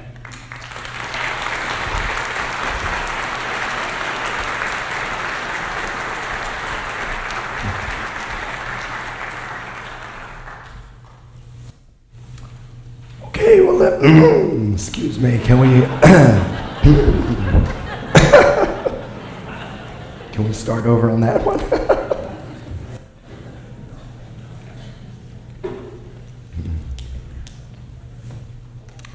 Okay. Now, Professor Ehrman talked about a consensus, something we all have to agree on. I don't think so. Mark Gilderhus, who is a history professor, wrote an introductory to history textbook that's used in dozens of universities in North America. Here's what he says. The body of literature on almost any historical subject takes the form of an ongoing debate. By the very nature of the subject, history tends to divide scholars and set them at odds. We no longer possess a past commonly agreed upon. Indeed, to the contrary, we have a multiplicity of versions competing for attention and emphasizing alternatively elites and non-elites, men and women, whites and persons of color, and no way of reconciling all the differences. Chris Lorenz, a historian who writes for History and Theory, says discussions of historical reconstruction seldom lead to a consensus, and that therefore pluralism is a basic characteristic of history as a discipline. So this consensus simply isn't required, even in non-religious matters such as they're talking about here. So of course they're not going to be required with religious matters. And if we're talking about what he just said here, a Muslim could never agree that Jesus died by crucifixion because their theology won't allow them to, just as an atheist philosophy won't allow them to acknowledge a resurrection. Now, in terms of Mike being biased, yes, I'm biased. But that's why I described 4 speed bumps that I take along the way, checks that I put to manage and minimize the impact of my own horizon. So the question isn't this evening whether Mike Licona is biased. We all are. The question is what arguments Bart and I have used tonight to support our positions, and which arguments are the best ones, which positions supported best. He says, he asked which of the 2 of our approaches are historical. Well, I asked which of us has presented their historical method and based their case on that method rather than theology. He says the evidence that Jesus was raised, there's not evidence just because Jesus died. Well, like anything else, with this evidence of the crucifixion and the appearances, you have to form hypotheses to explain these phenomena. And the best hypothesis is what you determine what happened. Sabbatai Savi, no, this doesn't prove his claims to be true, but the difference is the Muslims said that we would torture you to death unless you did convert, and he did. That's evidence that he wasn't who he claimed to be if he was the true Messiah and a prophet. Paul, on the other hand, converted and then was tortured and submitted to torture because of his belief. So, you can do whatever you want. I believe he rose and appeared to me personally. According to the apparitions, he said the empty tomb lurking behind it. Well, I do believe in the empty tomb, but I don't see it lurking behind it. What I meant by that, to clarify, is that bodily resurrection is consistent with an empty tomb, of course, and both Bart and I agree that Paul did believe that Jesus was raised in his transformed physical corpse. So now I just conclude with a story, and that is about 20 years ago. My wife and I lived in Northern Virginia, and my brother-in-law, Terry, who's here this evening, came and visited us, and one evening we went up to Washington, D.C., which is close by, and we took a ride. We tried to go down Embassy Row, because that's where all the embassies to the U.S. are lit up. And you remember that, Terry? They're lit up and they're beautiful. Well, I was driving and we got lost and ended up in a bad section of town. And contrary to the stereotypical male, I pulled into a gas station and asked for directions. Well, it was one of those places where you have a thick bulletproof window that you had to pay the attendant from. So I got out of the car and walked up toward the window, but before I could get there, I was approached by 5-6 guys standing there in the parking lot. And they said, can we help you with something? I said, yeah, I'm looking for Embassy Row. The guy was the apparent leader of the group, gave me directions, which were almost certainly wrong, but I realized we were in danger at that point, so I said, hey, thanks, appreciate it, started to walk away. But before I could get 2 steps away, the guy said, hey, wait a minute, I gave you directions, now you give me money. And at that point, the other 5, 6 guys surrounded me. Well, I knew I was in danger, but I was a 2nd-degree black belt in Taekwondo at the time, had my own martial arts studio, I was in my 20s, thought myself invincible. So I took a step toward the guy, looked him right in the eye and said, not tonight, gentlemen. Well, often in the world of scholarship, those who investigate Jesus' resurrection gets surrounded by other scholars who say, hand over your evidence for the resurrection. We don't use that in our hood. Well, this evening I've shown that we can use it and conclude that Jesus rose from the dead. So I'm not handing it over. Not tonight, gentlemen.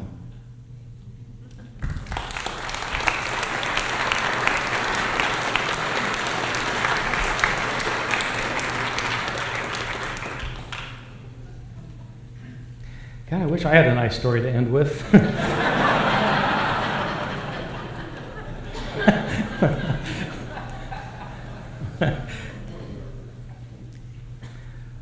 Mike has cited a number of experts on history as to support his various points of view. This is a very common way of proceeding when talking about one's perspective.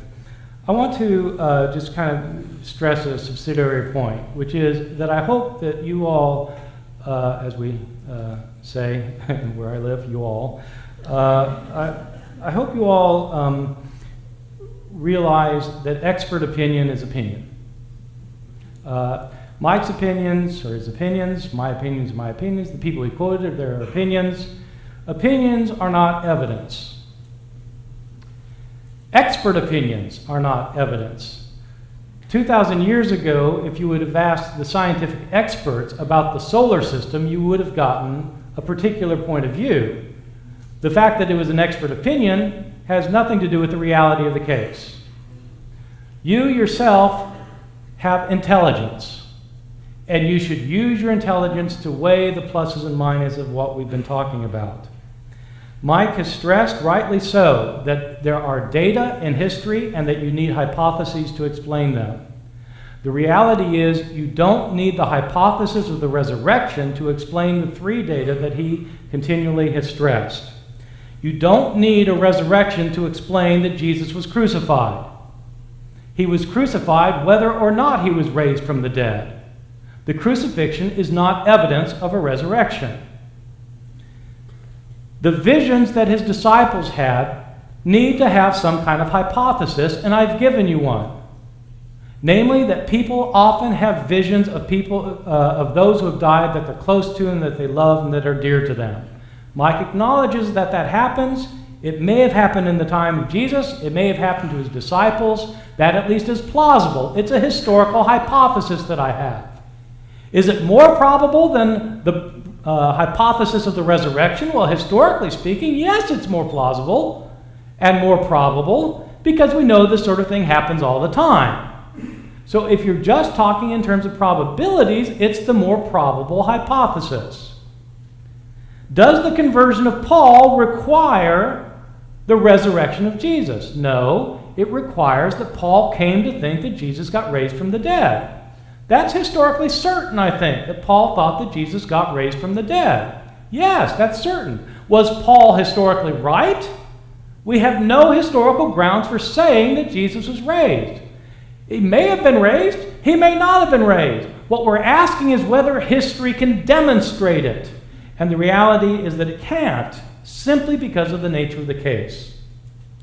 The sources for Jesus' resurrection are not eyewitness accounts. They're accounts that were written decades after the fact by people who were not there to see these things happen. The stories they tell about Jesus' resurrection and his life were changed year after year, decade after decade, as they were told or retold. These stories are not internally consistent with one another. They have discrepancies among them so that they're not the kind of sources that historians look for when they're looking for reliable historical sources. The accounts of the resurrection embody faith claims of those who are telling the stories. They're not disinterested. These kinds of sources have to be used very carefully by historians in trying to figure out what really happened. There are some things we can say for certain really happened, I think. I think we can say for certain that Jesus was crucified on orders of the Roman prefect Pontius Pilate, that he was crucified. Certainly we can say that. Can we say that he was resurrected? The problem is that historians cannot establish miracles as having happened because miracles are not probable events. They wouldn't be miracles if they were probable. They're highly improbable. That's why we call them miracles. But historians can only deal with what probably happened. Jesus may have been raised from the dead, and many of you, most of you, think that he was. But the reason you think he was is not because there's historical evidence. The reason you think he was is because you've had some experience of Jesus in your life, and the way you explain that is on the basis of his having been raised from the dead. It's an experiential statement rooted in a theological claim. It is not based on historical proof.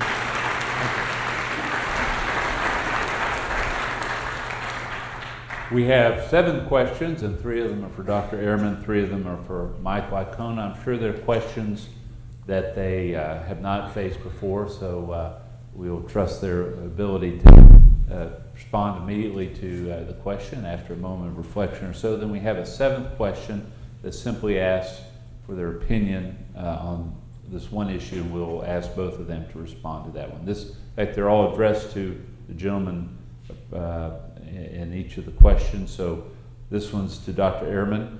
According to your definition of miracle as the least probable explanation of the resurrection, how do you explain the birth and growth of the church without the resurrection of Jesus? That would be the least probable occurrence had Jesus not been raised. Yes, thank you. This is an excellent question. It's a very difficult question. I teach a PhD seminar at UNC Chapel Hill on this question. We spend an entire semester with PhD students trying to answer this question. It takes us an entire semester to get to the bottom of the answer. So let me give you the 25-second version. I sometimes get asked, doesn't the fact that Christianity succeeded show that Jesus must have been raised from the dead? I think the answer to that is no. Because if you want to say that the success of religion has to be based on the truth of its truth claims, then what do you do about all the other religions in the world?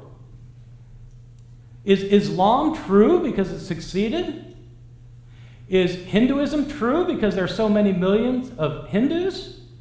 Or Buddhism? Or Judaism? Or Christianity? Religions are true whether they're true independently on the historical basis. Religions grow, I'm told to stop. Religions grow not because necessarily something miraculous happened at the beginning of those religions, but for other circumstances.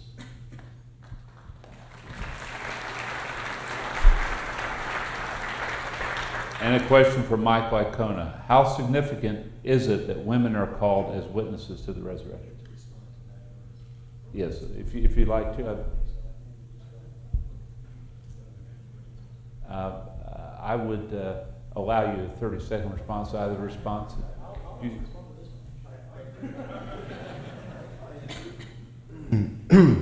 I agree with Professor Ehrman on this one. And you can't explain the belief or the growth of the church without belief in the resurrection. So that's what we're looking at, not the resurrection, but belief in the resurrection. But tonight's debate is on the best explanation for how they came to that belief in the resurrection. And I've argued that the resurrection is the best cause of that belief. Any further response? No, that's fine. Mike, how significant is it that women are called as witnesses to the resurrection? How significant for the witnesses? Yeah. How significant is it that women, and I'm reading literally, are called as witnesses to the resurrection?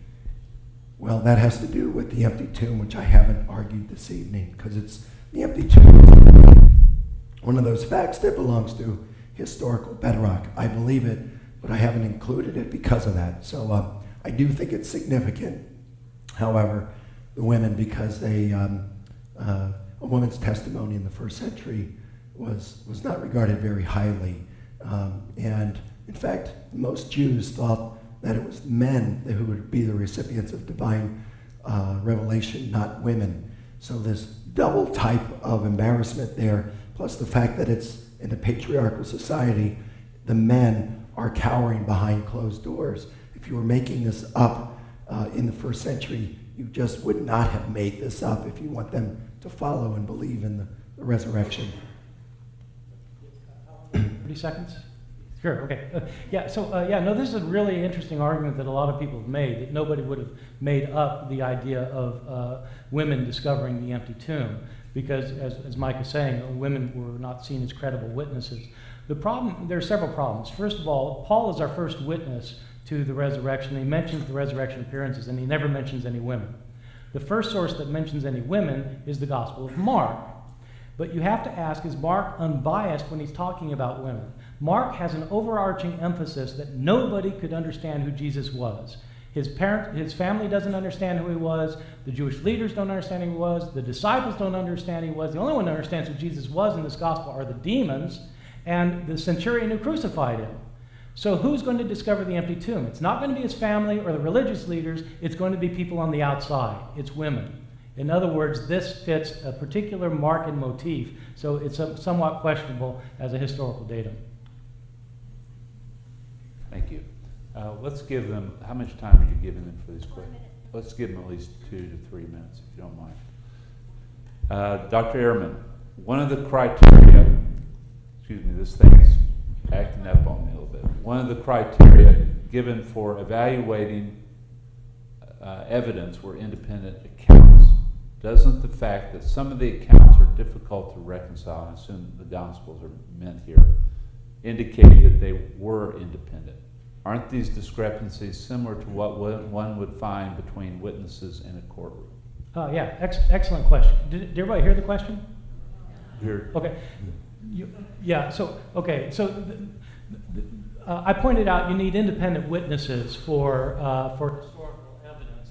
And the question is, since you have discrepancies between the accounts, doesn't that show that they're independent witnesses? And so doesn't that, in fact, doesn't that increase the probability that you've got independent attestation of the resurrection? And it's an excellent point. But the way you have to establish whether the Gospels are independent of one another is by a detailed analysis of their similarities and their differences. Scholars have been doing this for hundreds of years. And what scholars have pretty much shown, I mean, it's pretty standard. I assume Mike's going to agree with this. Marking priority? No? Yes, okay. What most scholars think is that Mark was the first gospel written and that Matthew and Luke used Mark as a source. So whenever they change Mark, whenever they're different from Mark, it's because one of them has changed it for some reason of their own. And this is significant because it can show you that if Matthew is different from Mark in any particular, it means Matthew has intentionally changed something in Mark. And that can show you Matthew's overarching intentions. Or Luke, and so forth. And so it's interesting that, for example, in some of the later Gospels, it's not the women who discover the tomb. The women go off, and the men discover the tomb. And the men then serve as the witnesses. Why is that? Because of the point Mike was pointing out, that in fact people were loath to attribute testimony value to what women had to say. So I don't think the mere fact that they're different shows they're independent accounts. What it shows is that some accounts are being changed in the process of the transmission. Okay. Mike, do you have any response? Because I'm having trouble with my voice, I think I'll save it for something in which we're going to have greater disagreement on. Okay, and for Michael Icona, are there continuing claims of messiahship following Jesus' recorded death and resurrection, or does this period of Son of God claims subside, following Jesus, implying that the true Son of God had indeed come? I'm going to have to apologize. I really don't understand that question, but I would like to answer it. This is going to be tough. Maybe if I stand, it will help. Maybe I can, more with the Son of Man imagery. Yeah, I think what the question is asking. Did people stop expecting a Messiah Yeah, after I think that Jesus? if did anybody expect another Son of God, or the fact that Jesus was Son of God showed that no more sons of gods were expected. Okay. Well, of course, the Christians didn't expect another Messiah, but other Jews did in coming years. They expected a Messiah. So, like Sabbatai Tzvi said he was the Messiah, and then he was, he gave that up under threat of torture. So, yeah, Jews later on believed that there would, and Jews today still wait for a Messiah. But Christians thought that Jesus was the Messiah. They didn't continue to look for someone else. Dr. Ehrman? Yeah, I should let you all know that we had dinner together tonight, and Mike was having trouble. And I did volunteer to state his case for him.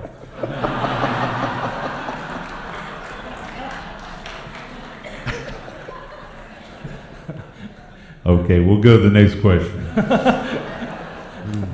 Dr. Ehrman, how do you explain the disciples and Paul's willingness to suffer and die for Jesus' bodily resurrection if they had the merely ghostly experiences referred to in your rebuttal? Yeah, excellent question. Another thing I get asked a lot is a similar question. The way it's usually phrased is, why would all of the disciples willingly be martyred if they didn't know that Jesus was raised from the dead? If they just, made it up or something, would they really be willing to go to their deaths? And there's several things I want to respond to with respect to that. First of all, this may come as news to you, but the reality is we don't know how most of the disciples of Jesus died. We don't have evidence. We have legends from hundreds of years later, but the idea that all of the 11 disciples were martyred for their faith is simply a legend. We don't know how they died. Now the question is asking, would people like Paul be willing to die for a mere apparition as opposed to the real resurrection? My view is not that Paul thought he had a mere apparition. My view is that Paul had an apparition that he interpreted as Jesus being physically present to him. Just as people today have an apparition of their lost husband, their lost child, their lost grandmother, and they think that the person's actually in the room. And the person is tangible, can be touched, can be smelled. And so Paul interpreted this vision as Jesus actually being raised from the dead, and I think Paul probably was killed for his faith. And probably Peter, we have evidence from the first century for those two, but for no one else. Any response? Yeah, I agree, except I would add James to that equation in addition to Paul and Peter. We do have about 8 different sources, relatively early sources, some dating from 30 to 200 years after Jesus, that the disciples were all willing to suffer continuously and die for their beliefs. So yeah, I think while we can only establish those 3 with pretty much certainty, we can establish with pretty good certainty that they were willing to go to their deaths for their conviction that Jesus had appeared personally to them. And we have to explain that willingness. Why were they so convinced Jesus appeared to them? And I don't think a mere apparition of the dead does it, because if I'm understanding Bart on this, a grief hallucination could qualify as an apparition. And some of the apparitions I know about and that Allison speaks of in that book are corroborated. And so they can't be accounted for as grief hallucinations. Corroborated in terms of that person didn't know that that person was dead, and then the next morning they discovered that they had died, and yet they'd appeared to them just moments after their death. Any response, Joe? Yeah, that's the same thing with Jesus. Yeah, I mean, we agree on that. The thing is about the disciples, we don't even know really if I'm not going to go there. That would take us all night. Never mind. All right. Question for Mike, and then we'll throw one out for both participants to respond to. Mike, is there any historical evidence, independent of the Bible, for the resurrection?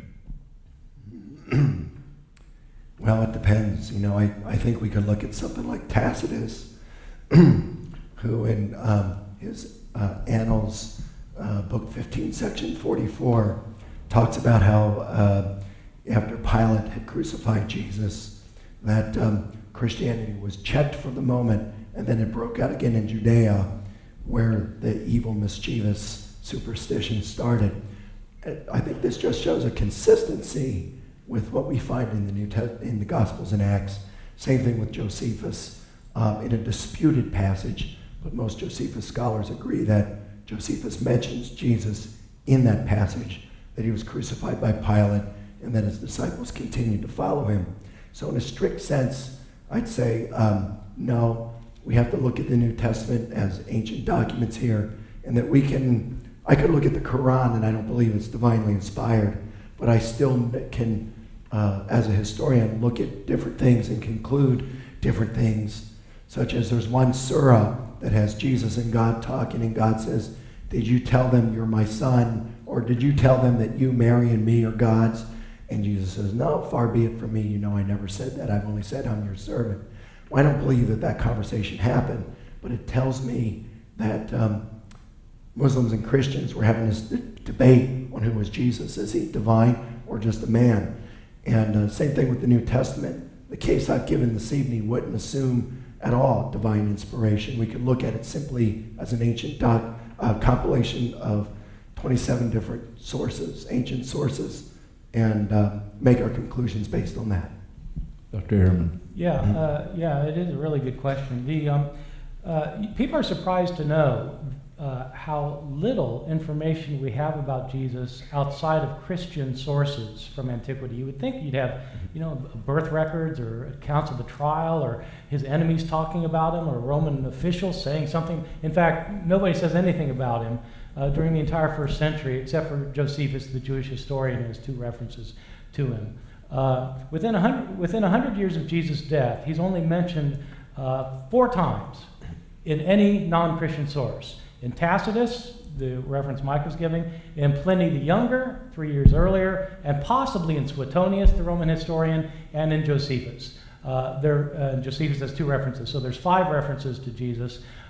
These references tell us almost nothing about who Jesus was, or what he did, or what he said, and strikingly, none of them says anything about Jesus being raised from the dead. I had something there. I agree with him on that, but I don't think it's as bad as that might lead us to believe. The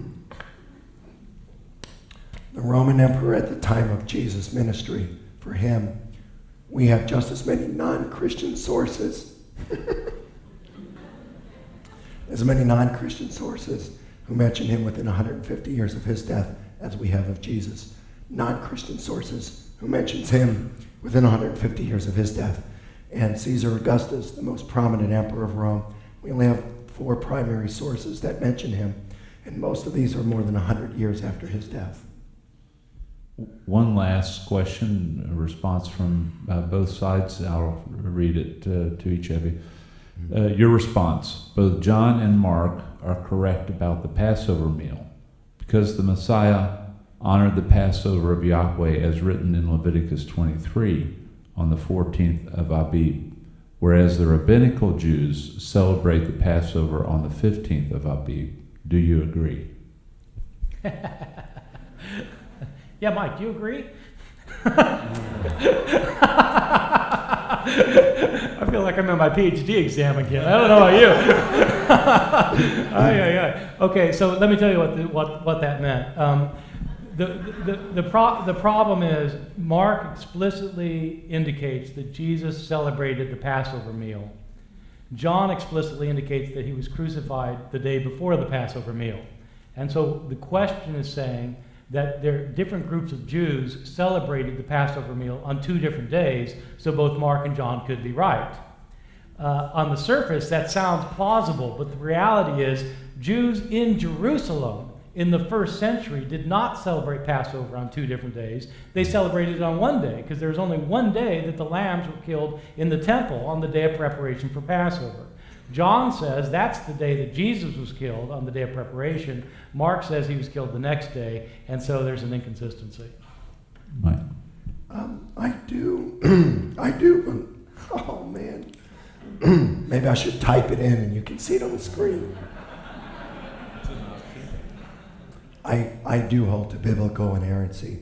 However, I have to admit, I don't know the answer to this one. Okay. All right, let's give both of these gentlemen a round of applause.